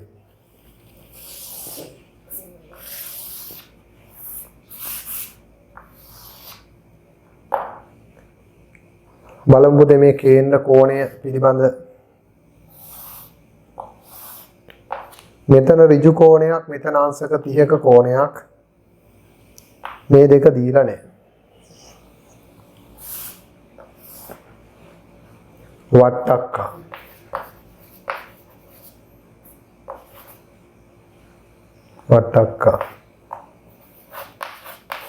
බටු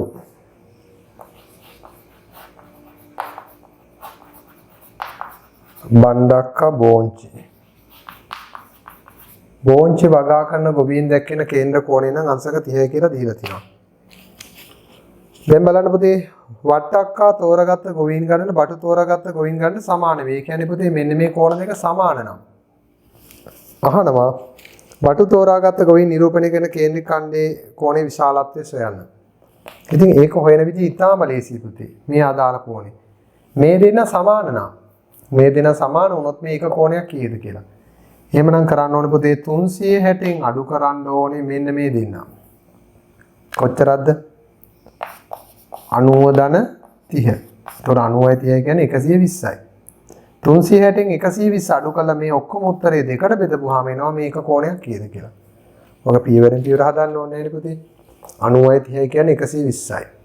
එහෙනම් 360න් 120ක් අඩු කරපුවාම ඉතුරු මේ කෝණ දෙකම එනවා. සමාන නම් දෙකට බෙදනවා. නැත්නම් පුතේ අපිට පුළුවන් මේකට x කියලා දාලා සමීකරණය ගන්න. x ධන 30 ධන 90 සමානයි 360යි කියලා අරගෙන සමීකරණයක් විසඳලා ගත්තත් මේ උත්තරේම තමයි. පුතාලට ඒකත් හරි මේකත් හරි. එහෙනම් 360න් 120ක් අඩු කළාන් පස්සේ තව 240ක් තියෙනවා. 240 දෙකට බෙදපුවාම 120යි. එහෙනම් මෙන්න මේ කෝණයත් 120යි. මේ කෝණයත් 120යි. මෙතන 90යි 30යි 120යි. හරිනේ පුතේ? right. දැන් අපි බලමු. බෝංචි තෝරාගත්ත ගොවීන් ගණන 15යි. එතකොට මේ බෝංචි තෝරාගෙන ඉන්නවා වගා කරන්න ගොවීන් 15ක්. දැන් අපෙන් අහනවා මුළු ගොවීන් ගණන සොයන්නේ කොහොමද කියලා. ඕක හරිය ලේසි පුතේ මේ සමානුපාතකමේට හැදුවනම්. අංශක 30කින් ගොවීන් 15යි. එහෙනම් අංශක 30ක් කියලා කියන්නේ ගොවීන් 15ක් නිරූපණය කිරීම. කේන්ද්‍ර කෝණයේ අංශක 30යි නම් අංශක 30කින් ගොවීන් 15ක් නිරූපණය කරනවා නම් අපිට ඕනේ අංශක 360කින් ගොවීන් කොච්චර නිරූපණය වෙනවද බලන්න. එතකොට පුතේ එකකින් හොයන්න 30න් බෙදනවා 360කින් හොයන්න 360න් ගුණ කරනවා. එකකින් හොයන්න 30න් බෙදනවා 360කින් හොයන්න 360න් ගුණ කරනවා. එතකොට පුතාලට මේ බිඳුවට මේ බිඳුව කැපෙනවා 3 වරක් 1යි 36ට 3 වරක් 12යි. 12 15න් ගුණ කරන 12 වරක් 60න් බිඳුව 6යි 12 වරක් 1 12යි 18යි. එහෙමනම් මේ මුළු කොයි සමාජයේ මේ ගොවි පිරිසේ ගොවීන් ඉන්නවා 180ක්. ඒකට 180කින් 15 දෙනයි බෝංචි වගා කරන්න ඉන්නේ. එහෙනම් පුතේ වාර මේ උත්තරේ ගත්තේ අංශක 30කින් ගොවීන් 15ක් නිරූපණය වෙනවා නම් අංශක 360කින් නිරූපණය වෙනවා හරිද? මොකද කලේ 30න් බෙදලා 360න් ගුණ කරා. එහෙනම් හරියටම 180ක් ඉන්නවා.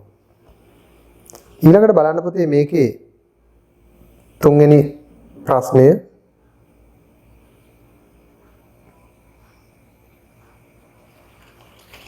දෙක මගහැරුණා පුතේ අපිට චූටි මගහැරීමක් වුණා. අපි පළවෙනි එකට උත්තරේ මේ කතා කළේ දෙවෙනි කහනවනේ හරි වට්ටක්ක වගා කළ ගොවීන් ගණන.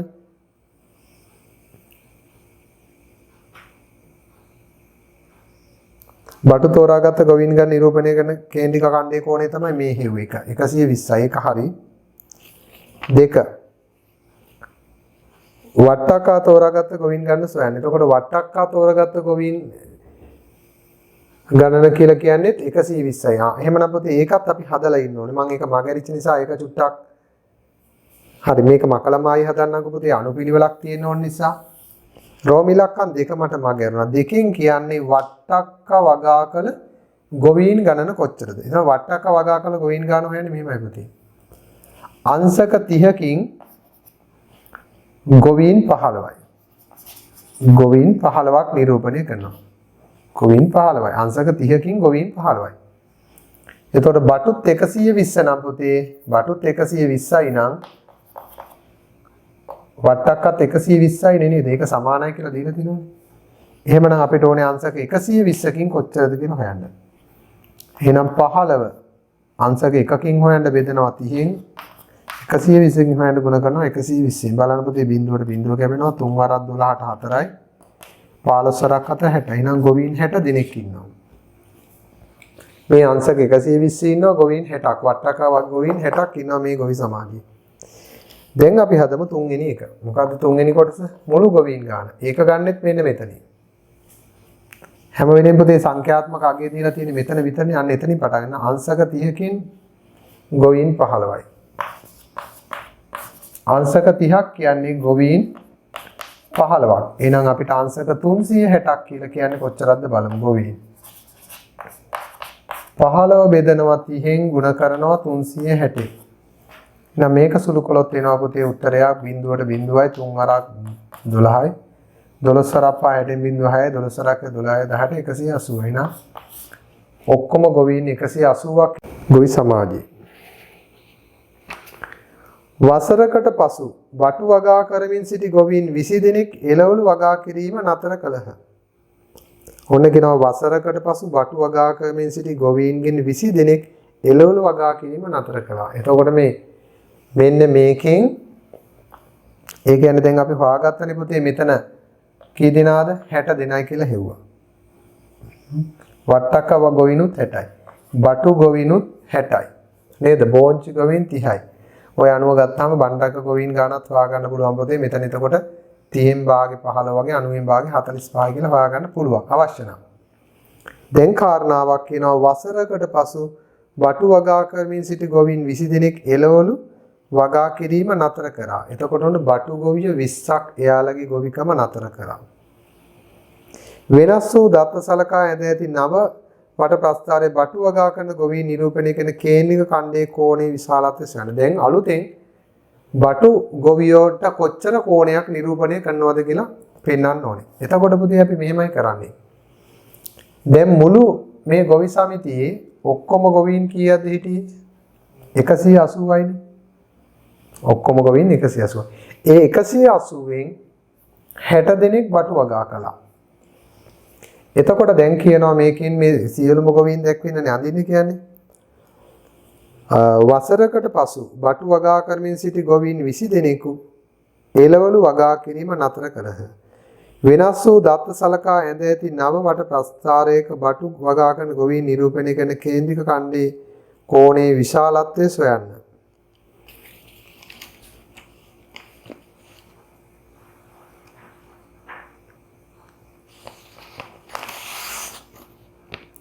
එතකොට පුතේ මෙතන පොඩි ප්‍රශ්නයක් තියෙනවා.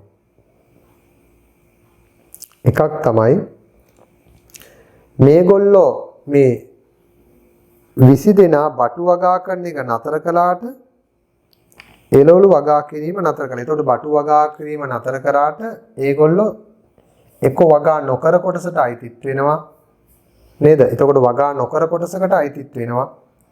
නැත්තම් පොතේ පුළුවන් ඒ 20 දෙනාට කොච්චර කෝණයක් මේකෙන් අඩු කරනවද කියලා හදලා පෙන්නන්න. එක ක්‍රමයක් තමයි ඒ අයින් වුණ 20 දෙනා සඳහා කොච්චර කෝණයක් අයින් කරනවද අපි ගන්න පුළුවන් ඒ ටික එතකොට වගා නොකරන ගොවීන් කියන බෙද. එතකොට අහන්නේ එතකොට බටු වලට තව කොච්චරක් වෙන් කරන්න ඕනද කියලා. මුළු සමස්ත ගාණෙන් යන්නත් පුළුවන් නැත්නම් පොතේ ඒ ගොවීන් 20 දෙනා සඳහා අදාළ කෝණය ගණනය කරලා 120න් අඩු කරන්නත් පුළුවන්. එහෙනම් අපි බලමු වෙනස් වූ දත්ත සලකා ඇඳ ඇති නවවට ප්‍රස්ථාරයේ වගා කරන බටු වගා කරන ගොවීන් නිරූපණය කරන කේන්ද්‍රික ඛණ්ඩේ කෝණය. එහෙනම් අපි බලමු. මෙතනින් නිකන් අනුපාතයට අනුවත් ගන්න පුළුවන් පුතේ. 60කින් 20ක් අයින් වුණාම 120කින් කොච්චරක්ද? අංශක 40ක් අඩු කරන්න තියෙනවා. නමුත් අපි ඕක හදලා පෙන්නමු මෙහෙම. මේ බලන්න. එක්ක පුළුවන් දැන් මුළු ගොවීන් ගාන 180නේ. මේ ඔක්කොම ගොවීන් 180ක් ඉන්නේ. ඒතකොට 180න් බටු වගා කරන 20ක් අඩු වුණොත් එහෙනම් දැන් 20ක් අඩු කරපුවාම කොච්චරද දෙන්නේ? 40 දෙනයි. එහෙනම් මේකෙන් තව 40 දෙනයි ඉන්නේ බටු වගා කරන ගොවීන්. එහෙනම් ඇයි 60 දෙනෙක් හිටියා 20ක් බටු වගා කරන එක නතර කළා. එහෙනම් දැන් ඉන්නේ 40 දෙනයි. එහෙනම් 180න් 40ක් කියන්නේ අංශක 360කින් කොච්චරද කියලා බැලුවා නම් මෙහෙමත් උත්තරේ ලැබෙනවා. කෙලින්ම පුතේ 180ව 360ට 2යි 42ක් 80. එහෙනම් අංශක 80ක කෝණයක් කියලා ඔහොමත් ගන්න පුළුවන්. තව ක්‍රමයකුත් තියෙනවා. ඒ තමයි පුතේ මේ 20 දෙනා සඳහා කොපමණ කෝණයක් අයින් වෙනවද මේ බටු සඳහා තියෙන 120 කෝණේ 20 දෙනෙකුට කොච්චර කෝණයක් අයින් වෙනවද කියලා ගන්න පුළුවන්. ඒ ක්‍රමයක් මෙහෙමයි ගන්න පුතේ. පුතාලට පුළුවන් ඕන නම් මේක අමතර විදියක්. හරිද පුතේ? අංශක 30කින් ගොවීන් 15ක්. අංශක 30කින් ගොවීන් 15ක් වෙන්නනවා නම් මෙතනින් නැත්තම් පුතේ අනිත් පැත්තට ගමු. ඒ කියන්නේ ගොවීන්ගෙන් අංශක ගන්නට මේ සමානුපාතය යන්න පුළුවන් එහෙම. අපිට පුළුවන් ගොවීන් 15ක් ගොවීන් 15 දෙනෙක් අංශක 30ක් නිරූපණය කරන ගොවීන් 15 දෙනාට අංශක 30ක් නිරූපණය කරනවා නම් මෙතන ගොවීන් 20 දෙනෙක් ඉන්නවා අස්වෙච්ච ඒ 20 දෙනාට කොච්චර කෝණයක් අයින් කරනවද? ගොවීන් 15 දෙනෙකුට අංශක 30ක් නම්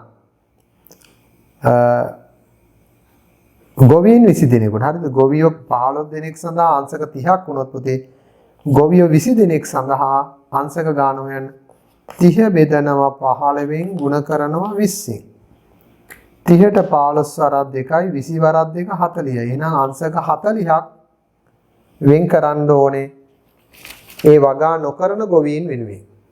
එළවලු වගා නොකරන ගොවීන් වෙනුවෙන් අංශක 40ක්. එතකොට පුතේ බටු සඳහා කේන්ද්‍රික ඛණ්ඩයේ කෝණය ගන්න කොහොමද? 120න් 40ක් අඩු කරනවා. එතකොට උත්තරේ ගන්න පුතේ අර 120න් 40ක් අඩු කරනවා.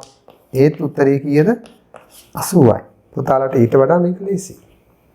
දෙකම ලේසි. හරි. ඒ 20 දෙනා සඳහා කෝණය අංශක 40යි කියලා හොයලා 120න් 40ක් අඩු කරලා උත්තරේ ගන්න පුළුවන්. හරි. ඒක සරලයි. ඊළඟට බලන්න කොටස් වෙළඳපොළ ගාන. එතකොට මේ ප්‍රතිශත සම්බන්ධ ගණන් වලදී පුතේ 11 කොටසුත් අහනවා 10 කොටසුත් අහනවා. මේ සැරේ තියෙන්නේ කොටස් වෙළඳපොළ 11.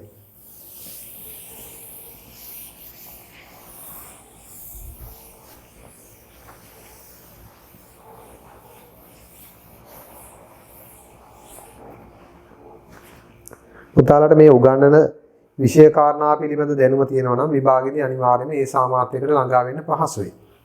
බලමු. මම හිතනවා දැන් ෆස්ට් පේපර් පස්සේ අපි දුවන එක නතර කළා. සෙකන්ඩ් පේපර් ටිකේ තියෙන විෂය ටික හදාරගත්තාම මේ ටික නිකම්ම ඔයාලට අහු වෙනවා. තුන්වෙනි ගණන.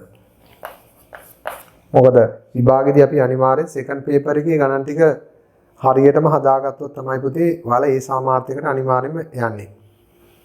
කොටස් වෙළඳපොළ ආයෝජකයෙකු වන පෙරේරා මහතා කොටස් වෙළඳපොළ මිල රුපියල් 80ක් වන සමාගමක කොටස් මිලදී ගැනීමට රුපියල් 40000ක් ආයෝජනය කරයි.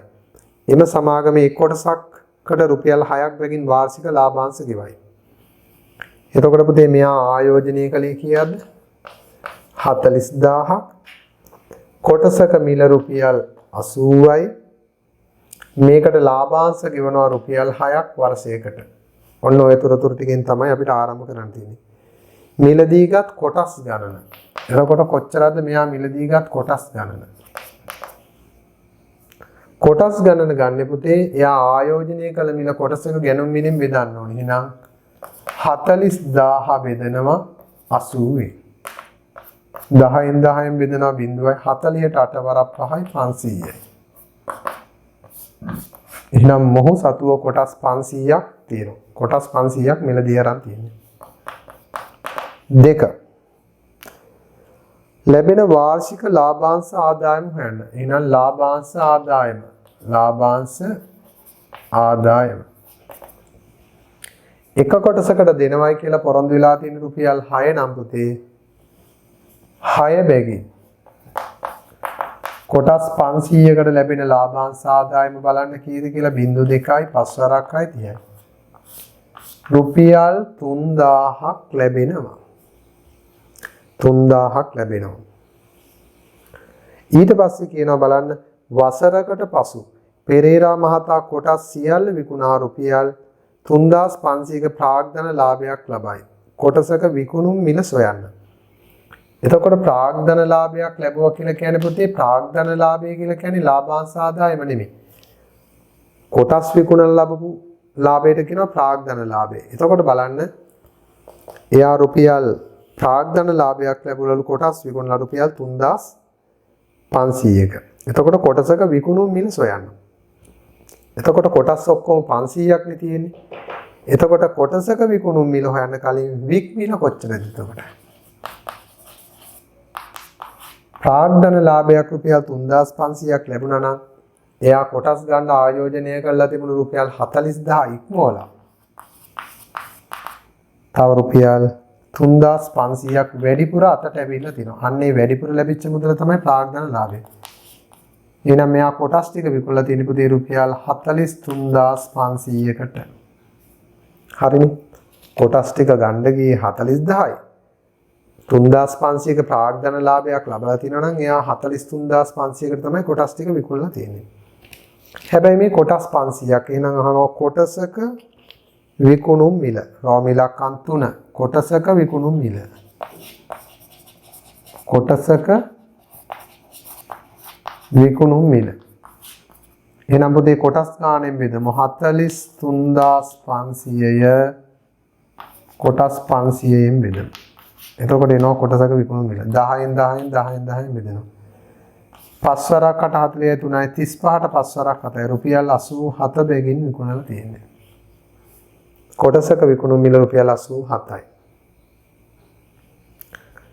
ඊළඟට කියනවා පෙරේරා මහතා තමා ළඟ තමා ලබන ලාභාංශ ආදායම හා ප්‍රාග්ධන ලාභයට තවත් රුපියල් 3500ක් එක්කොට එම මුදල 10%ක වාර්ෂික වැල්පොලි අනුපාතයක් වෙන ස්ථිර තැන්පත් ගිණුමක වසර දෙක කාලයක් තැන්පත් කරයි. වසර දෙකක් අවසානයේ ගිණුමේ ඇති මුළු මුදල. ඉස්සෙල්ලා බලමු තැන්පත් කළ මුදල කොච්චරද කියලා. කොච්චරද මෙයා තැන්පත් කළ මුදල? තමා ලබන ලාභාංශ ආදායමට. එහෙනම් ඉස්සෙල්ලාම ලාභාංශ ආදායම කියන්නේ 3000යි. අන්නේ 3000ට ප්‍රාග්ධන ලාභයට ප්‍රාග්ධන ලාභය රුපියල් 3500ක් ගත්තනේ. අන්නේ 3500යි නේද? වසර අවසානයේ අතට හම්බෙච්ච ලාභාංශ ආදායමයි කොටස් විකුණලා ගත්ත ප්‍රාග්ධන ලාභය 3500යි. තවත් රුපියල් 3500ක් එකතු කොට. එහෙනම් මේකට තව 3500ක් එකතු කරනවා. මෙන්න මේ ටික තමයි ආයෝජනය කරන්න යොදාගත්තේ. ලාභාංශ ආදායමයි අර කොටස් විකුණලා වැඩිපුර අතට හම්බෙච්ච 3500 ප්‍රාග්ධන ලාභයේ තව අතින් 3500. එතකොට පුතේ 3500 3500 7000යි 7000යි 3000යි 10000යි නා රුපියල් 10000ක් තමයි මෙයා බැංකුවේ තැන්පත් කළේ.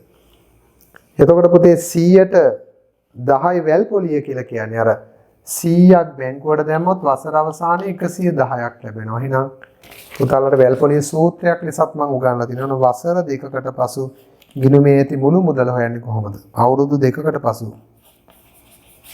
වසර දෙකකට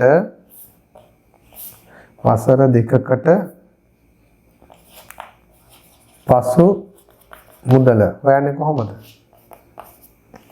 මේ රුපියල් 10000ක් බැංකුවේ දැම්මොත් පළවෙනි වසර අවසානයේ මුළු මුදල හොයන්නේ 100න් 110යි. දෙවන වසර අවසානයේ නම් 100න් 110යි. ඔහොම වසර 3ක් නම් 100න් 110න් තුන් වතාවක් ගුණ කරනවා. ඉතින් පුතාලට මේ කෙටි ක්‍රම ඔක්කොම මම උගන්වපු ක්‍රම. බලන්න කීයද කියලා උත්තරේ. බිංදු දෙකට මෙතන බිංදු දෙකක් කැපෙනවා. මේ බිංදු දෙකට බිංදු දෙකක් කැපෙනවා. 11යි ගුණ කළා 100න් ගුණ කරන්නේ 11 වරක් 11 121යි. 100න් ගුණ කළොත් තව බිංදු දෙකක් එනවා. එහෙනම් වසර දෙකක් අවසානයේ 12100ක් තමයි පුතේ මොහොත අතට ලැබෙන්නේ. මේ 10000ක් යෙදුවොත් වසර දෙකක් අවසානයේ ලැබෙන මුළු මුදල 12100යි.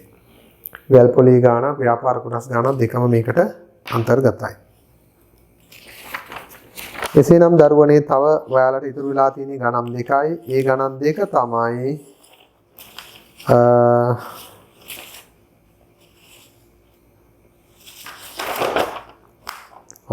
සම්භාවිතාව රුක් සටහන් ගාන සහ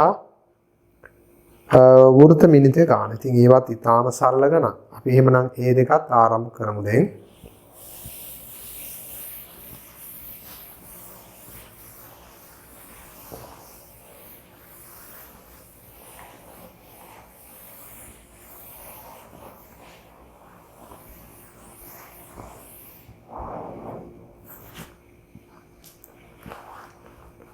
හොඳයි පුතේ බලන්න පෙට්ටියක් තුල ටෙනිස් බෝල 3ක් හා රතු පාට ටෙනිස් බෝල 3ක් හා කොළ පාට ටෙනිස් බෝලය ඇත. පෙට්ටියෙන් බෝලයක් ඉවතරගෙන එහි පාට සටහන් කරගෙන ආපසු දමනු ලැබේ. ඒ කියන්නේ නැවත ප්‍රතිස්ථාපනය කරලා තියෙනවා. නැවතත් පෙට්ටියෙන් බෝලයක් ඉවතරගෙන එහිද පාට සටහන් කරගනු ලැබේ. බෝල ඉවතර ගැනීමේ සසම්භාව්‍ය සිදු කරන ලබයි. තෝරන්න නැතුව ගත්තා කෙනෙක් කියන්නේ. අදාළ නියැදී අවකාශයේ කොටු දැල තුල කතිර ලකුණ යොදා ගනිමින් දක්වන්න. රතු R1 R2 R3 කොළ G green කියන එක කොළ. නේද? red green. හරි.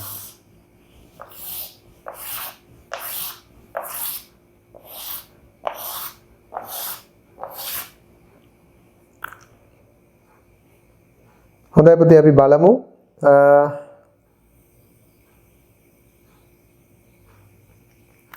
පළමු ගැනීම R1 R2 R3 මේක G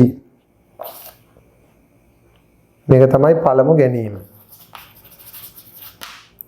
දෙවෙනි ගැනීම R1 R2 R3 G මේක දෙවන ගැනීම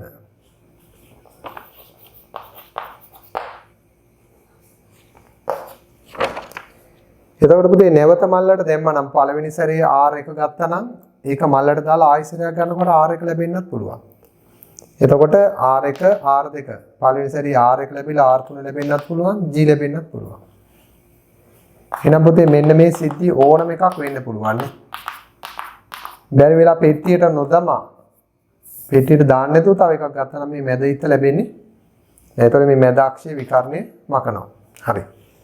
විකර්ණය මකන්නේ මොකද නැවත පෙට්ටියට දාපු නිසා. දැන් බලන්න පුතේ මේකේ අහන ප්‍රශ්න ටික.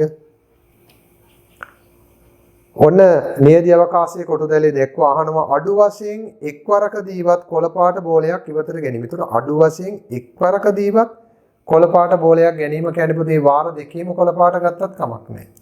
ඒතර එක වාරයක් හරි කොළපාට කියන්නේ G අකුර කොහොම හරි ආව වෙන්න ඕනේ. එහෙනම් පුතේ මෙන්න මේ ටික නේද? අඩුම වශයෙන් එක් පාරකදීවත් කොළපාට ලැබීම කියන්නේ මෙන්න මේ ටික. එහෙනම් දැන් ඔයාලට පුළුවනි උත්තරේ ගන්න බලමු. කීයද මේකේ සම්භාවිතාව දරුවනේ බලන්න. ඔක්කොම තියෙනවා මෙතන 16ක්. 4 4 4 4 16ක් කියනවා 16න් කීයද? රෝමිලක්කන් දෙක. රූප සටහන එක මේක රෝමිලක්කන් 16න් 1 2 3 4 5 6 7 16න් 7යි. හරි. මෙම රතු පාට බෝල තුනෙන් දෙකක එක මත x අක්ෂරයේද ඉතිරි රතු පාට බෝල හා කොළ පාට බෝල එක එකක් මත y අක්ෂරයේද ලකුණු කර ඇත. ඉහත සෑම ඉවතට ගැනීමකදීම බෝලය මත ඇති අක්ෂරයේද සටහන් කර ගන්නා ලදැයි සිතමු. එතකොට බලන්න පුතේ මෙතන කියලා තිනවා මෙම රතු පාට බෝල දැන් මෙතන තියෙන්නේ පුතේ ඔක්කොම රතු පාට බෝල තුනක් නේද? රතු පාට බෝල තුනක් තිබ්බා. මේවා රෙඩ්. කොළ පාට බෝල එකක් තිබ්බා. මේක ග්‍රීන්. ඊළඟට කියනවා මෙම රතු පාට බෝල තුනෙන් දෙකක එකක් මත x අක්ෂරයේද. එතකොට මේකෙන් x අක්ෂරයේ දෙකක යෙදුවා. ඉතිරි රතු පාට බෝලය හා කොළ පාට බෝලය එකක් මත y. එතකොට රතු පාට එකෙත් y දැම්ම කොළ පාට එකෙත් y දැම්ම. එතකොට පුතේ මෙතන තියෙන්නේ දැන් x කතිර x අක්ෂරයේ දාපු බෝල දෙකකුයි y අක්ෂරයේ දාපු බෝල දෙකකුයි. එතකොට මෙතන රතුද කොළද කියන එක අදාළ නැහැ. දැන් මෙතන තියෙන්නේ අක්ෂරයේ පිළිබඳ. එතකොට බෝලේ වර්ණය කුමක් හෝ ඒවා අක්ෂරයේ තියෙන්නේ x y. එතකොට x අක්ෂරයේ තියෙන ඒවා දෙකක් තියෙනවා y අක්ෂරයේ කියන ඒවා දෙකක් තියෙනවා. දැන් එතකොට කියනවා මෙම රතු පාට බෝල තුනෙන් දෙකක් මත එකක් මත x අක්ෂරයේද ඉතිරි රතු පාට බෝලය හා කොළ පාට බෝලය එකක් මත y අක්ෂරයේද ලකුණු කොට ඇත. ඊට සෑම ඉවතට ගැනීමකදී බෝලය මත ඇති අක්ෂරයේ සටහන් කර ගන්නා ලදී සිතමු. එතකොට පුතේ දැන් කියනවා මෙම සසම්භාව්‍ය පරීක්ෂණයේ පහ දෙකකින් රුක් සටහන සම්පූර්ණ කරන්න. මෙන්න පළමු ගැනීම. එතකොට පළවෙනි ගැනීමේදී මොකද්ද පුතේ ලැබෙන්න පුළුවන්? xy. එතකොට x අක්ෂරයක් ලැබීමේ සම්භාවිතාව කීයද? 4න් 2යි. x අක්ෂරයක් ලැබීම 4න් 2යි කියන්නේ පුතේ 2කින් 1යිනේ. y අක්ෂරයක් ලැබෙන්න තියෙන ඊට කඩත් 4න් 2යි කියලා කියන්නේ 2කින් 1යි. එතකොට මේ විදිහට අපි මල්ලෙන් ඉවතට අරන් ආපහු මල්ලට දානවනේ දාලා ආයිසරයක් ගන්න. එහෙනම් දෙවන වතාවෙත් x ලැබෙන්න පුළුවන් y ලැබෙන්න පුළුවන්. එතකොට පුතේ ආපහු මල්ලට දාලා ගන්නකොට ආයි x ලැබෙන්න තියෙන ඉඩ හැකියාව 2කින් 1යි y ලැබෙන්න තියෙන ඉඩ හැකියාව 2කින් 1යි. එහෙනම් මෙතනත් x ලැබෙන්න තියෙන හැකියාව දෙකෙන් එකයි y ලැබෙන්න තියෙන හැකියාව දෙකෙන් එකයි. අර කාසියක් උඩ දෙමීම වගේම සරලයි මේක. ඔන්න රුක් සටහන ඇඳ සම්පූර්ණ කළා. අවස්ථා දෙකේදීම එකම අක්ෂරයේ ලකුණු කර ඇති බෝලයක් ඉවතට ගැනීමේ සම්භාවිතාවය. ඒ කියන්නේ පුතේ x ලැබුණත් කමක් නැහැ. y ලැබුණත් කමක් නැහැ. අවස්ථා දෙකේම එකම අක්ෂරය. ඒ කියන්නේ දෙකේම x හරි දෙකේම y හරි. බලමු. දෙකේම x නම් අපි ගමු පුතේ කොහොමද? දෙකෙන් එක ගුණ කිරීම දෙකෙන් එක y නම් දෙකෙන් එක ගුණ කිරීම දෙකෙන් එක. එතකොට පුතේ උත්තරේ කීයද? 4න් 1යි 4න් 1යි අවසාන උත්තරේ 4න් 2යි. ඒ කියන්නේ නැවත දෙකෙන් එකයි. එහෙනම් පුතේ ඒකට උත්තරේ ලැබෙන්නේ දෙකෙන් එකයි. අවස්ථා දෙකේදීම එකම අක්ෂරය ලකුණු කළ ඇති බෝල ඉවතට ගැනීමේ සම්භාවිතාවය. එතකොට එකම අක්ෂරය කියන්නේ y ලකුණු කිරීම හරි x. රෝම ඉලක්කම් 5. පහෙන් කියන්නේ මොකක්ද? වඩා වැඩි සම්භාවිතාව ඇත්තේ අවස්ථා දෙකේදීම එකම අක්ෂරය ලකුණු කර ඇති බෝල ඉවතට ගැනීමද එසේ නැතිනම් අඩුම වශයෙන් එක්වරක්වත් කොළ පාට බෝලයක් ඉවතට ගැනීම. දැන් අපි එක්වරක්වත් කොළ පාට බෝලයක් ඉවතට ගැනීම කියන සිද්ධියට අදාළව ලැබුණේ පුතේ අතන 16න් 7යි. එතන ලැබුණේ 16න් 7යි අඩුම ගානේ එක්වරක්වත් කොළ පාට බෝලයක් ලැබීම. ඊළඟට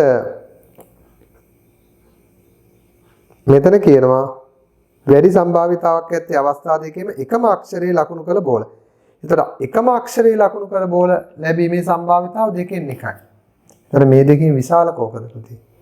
පුතාලා දන්නවා මේක හරය සමාන කරගත්තොත් මෙයා 8න් 8න් ගුණ කළොත් තමයි 16න් 8 වෙන්නේ. එතකොට පුතේ දෙකෙන් එක විශාලයි. එහෙනම් 16න් 7 16න් 8ක්නේ භාගය කියන්නේ. දෙකෙන් එකට සමාන වෙන්නේ 16න් 8ක්. එතකොට මේක 8කට වඩා අඩුයිනේ. නැත්නම් මේක 8න් 8න් ගුණ කළොත් 16න් 8යිනේ. එතකොට දෙකෙන් එක විශාලයි. එහෙනම් පුතේ මේක වැඩි කියලා කියන්නේ මෙන්න මේ සිද්ධිය ලැබෙන්න තියෙන ඉඩ හැකියාව වැඩි. එහෙනම් අපි ලියන්න ඕනේ අහනවා යන හේතු සහිතව ප්‍රකාශ කරන්න. මෙන්න හේතුව. මේ තියෙන පුතේ හේතුව. මේ සම්භාවිතාව දෙකේ වැඩි සම්භාවිතාව තමයි දෙකෙන් එක. ඕකයි හේතුව. දැන් අපි උත්තරේ ප්‍රකාශ කරන්න ඕනේ. එහෙනම් උත්තරේ මොකද්ද පුතේ?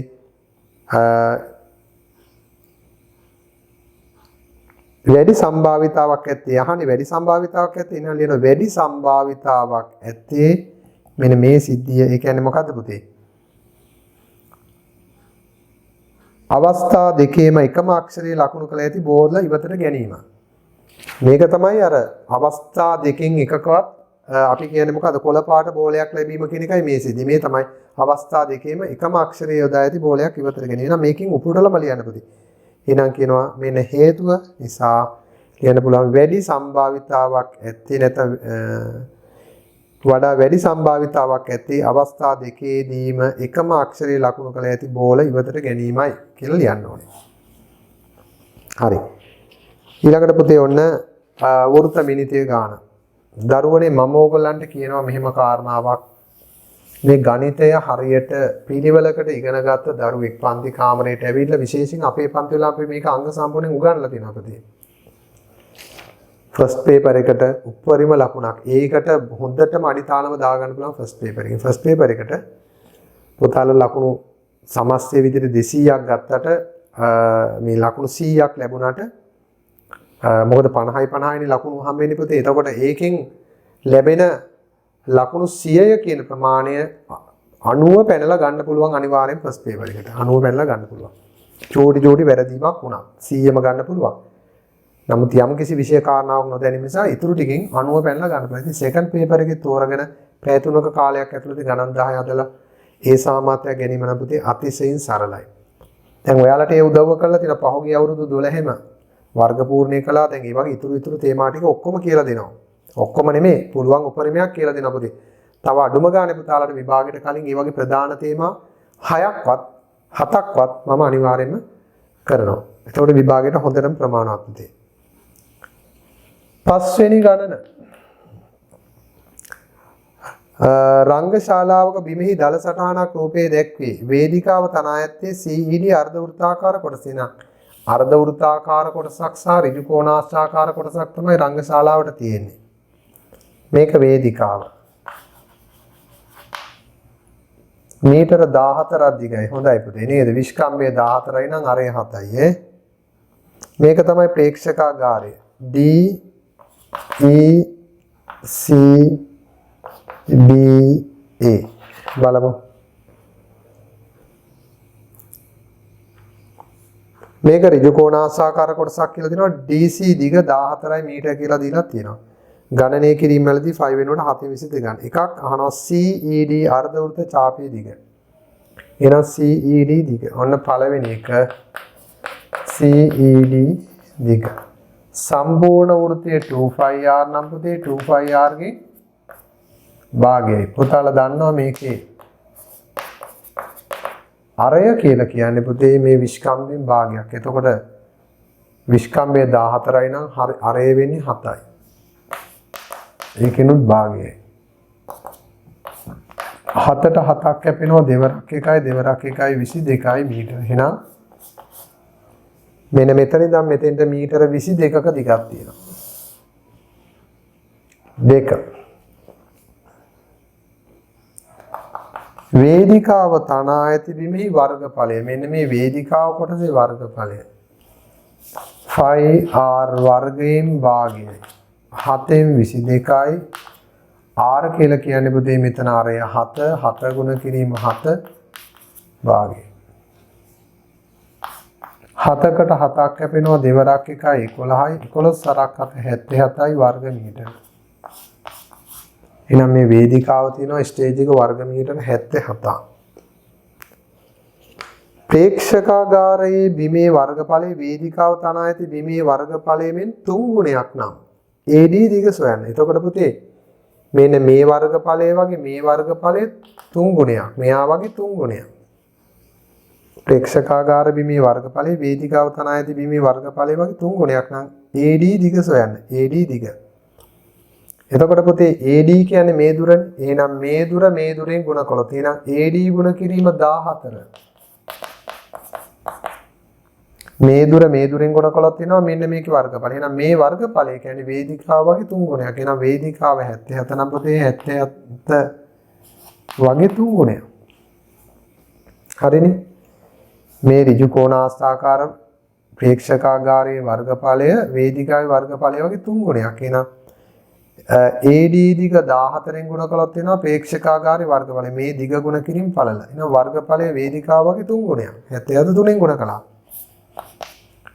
දෙපසම 14න් බෙදුනොත් පුතේ ඔයාලට පුළුවනි උක්ත කරගන්න AD දිග. බලන්න AD කීයද කියලා. 7 වරක් 2යි 7 වරක් 11යි. 11 3න් ගුණ කළා 2න් බෙදුනනම් හරි 11 වරක් 3 33යි. 33 2ට බෙදන්න 3ට 1යි 13ට 6යි 0.5යි 16.5යි. එහෙනම් මෙන්න මීටර. එහෙනම් මෙන්න මේ ටික මීටර 16.5ක් තියෙනවා. 16.5ක් තියෙනවා මීටර මෙන්න මේ ටික. එතකොට මෙයාගෙන් ගුණ කළොත් ලැබෙන වර්ගඵලයේ වේදිකාව වගේ 3 ගුණයකුත් වෙනවා. හරි. අවසන් කොටස 4. වේදිකාව තනා ඇති බිම වටා විදුලි බල්බ සවි කොට ඇති අතර වේදිකාව තනා ඇති බිම වටා විදුලි බල්බ සවි කොට ඇති අතර C හා D ද බල්බ දෙකක් සවි කොට ඇත. එහෙනම් මෙතනක් තියෙනවා පුතේ බල්බ දෙකක් වේදිකාව වටා තියෙන බල්බ. මෙහෙන් නැහැ මෙහෙන් තියෙන වේදිකාව වටා. CD රේඛාව මත ඇති බලන්න වේදිකාව තනා ඇති බිම වටා විදුලි බල්බ සවි කොට ඇති අතර C හා D හිද බල්බ දෙකක් සවි කොට ඇත. CD රේඛාව මත ඇති අනුයාත බල්බ. එතකොට බලන්න CD රේඛාව මත ඇති අනුයාත වෙනවා. CD කියන්නේ මේ දුරනේ පුතේ. එහෙනම් මෙන්න මේක මත තියෙන අනුයාත බල්බ දෙකක් අතර පරතරය මීටර 1.4ක සමාන පරතරයක් ඇත. ඊළඟට කියනවා CED ඡාපය මත ඇති බල්බද සමාන පරතරයෙන් යුතුව සවි කොට ඇත.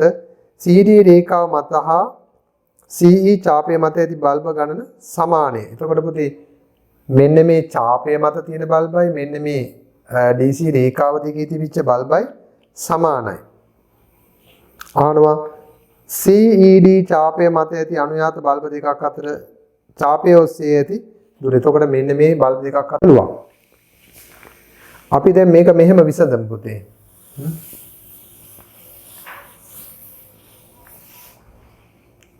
බොහෝ විභාග ගණන් වලදී මේ කණු පරතර වගේ පුතේ මෙන්න මේ ප්‍රශ්නේ පහුගිය දිගටම මේ වෘත්ත ගණන් වලදී අහලා තිබ්බා. හරි.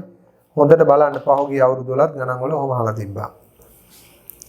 දැන් මෙතන කියන කාරණා ටික තමයි පුතේ මෙන්න මේ මුළු දෙකෙත් බල්බ දෙකක් තිබුණාලු. ඊළඟට කියනවා අනුයාත බල්බ අතර මීටර 1.4ක්. ඒතකොට CD රේඛාව මත ඇති මේ CD රේඛාව මත ඇති අනුයාත බල්බ දෙකක් අතර 1.4ක සමාන පරතරයක් ඇත.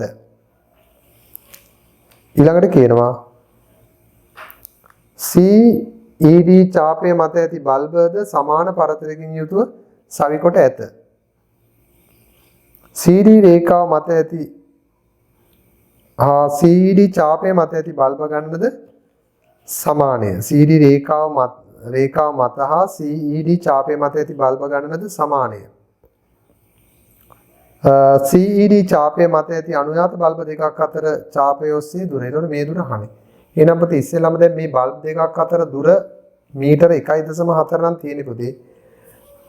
අපි කරන්න ඕනේ මේ මෙන්න මේ C වල ඉඳන් මේ රේඛාව දිගේ සවි කරලා තියෙන බල්බ් ගාන හොයා ගන්නවා. එතකොට පුතේ බල්බ් ගාන කොච්චරද කියලා බලමු. එතකොට මේකේ බල්බ් ගාන එන්නේ කොහොමද? මේක සමාන පරතර වලට බෙදපුවාම එතකොට පුතේ අපිට පුළුවන් මෙන්න මෙතන ඉඳන් මෙතෙන්ට දිග මීටර 14යි මීටර 1.4න් 1.4ට තමයි බල්බ් සවි කරලා තියෙන්නේ. එතකොට D බල්බයේ සිට C බල්බයට තව තියෙන බල්බ් ගාන හොයන්නේ පුතේ. අපි බෙදනවා ඉස්සෙල්ලාම පරතර ගන්නෙන්. එහෙනම් බලමු පරතර ගන්න කොච්චරද? පරතර ගණන ගන්න නම් පුතේ මෙතන ඉඳන් මෙතෙන්ට තියෙන දුර බෙදනවා මීටර 1.4න්. එහෙනම් මීටර 14 1.4න් බෙදනවා. පුතාලා දන්නවා මේ දෙන්නම 10න් 10න් ගුණ කළොත් 140යි 14යි 10යි. එතකොට හරියටම සමාන පරතර 10කට බෙදෙනවා. සමාන පරතර 10කට බෙදෙනවා නම් පුතේ හැම වෙලෙම පරතර ගානට වඩා එකක් වැඩි වෙනවා. එහෙනම් මෙන්න මේ මෙතන ඉඳන් මෙතෙන්ට තියෙන මුළු බල්බ ගාන ඊට වඩා එකක් වැඩි. බල්බ 11ක් තියෙනවා. එහෙමනම් එතකොට අපිට පුළුවන් C සිට D තෙක් බල්බ C සිට D තෙක් බල්බ 11ක් තියෙනවා. පුතාලා දන්නවද දැන් මෙහෙම මේ බලන්න. පරතර දෙකයි නම් තියෙන්නේ. පරතර දෙකයි නම් බල්බ් 3ක් එනවා. පරතර 3යි නම් බල්බ් 4ක් එනවා. එහෙනම් පුතේ පරතර තියෙනවා නම් 10ක්. ඒ පරතර 10ට එනවා බල්බ් 11ක්. එහෙනම් මෙතන ඉඳන් මෙතෙන්ට තියෙන මුළු බල්බ් ගාන 11යි. බල්බ් 11ක් තියෙනවා. ඊළඟට කියනවා දැන් මෙතන දුර මීටර කීයද? 22යි. එතකොට අපි දැන් බලන්න ඕනේ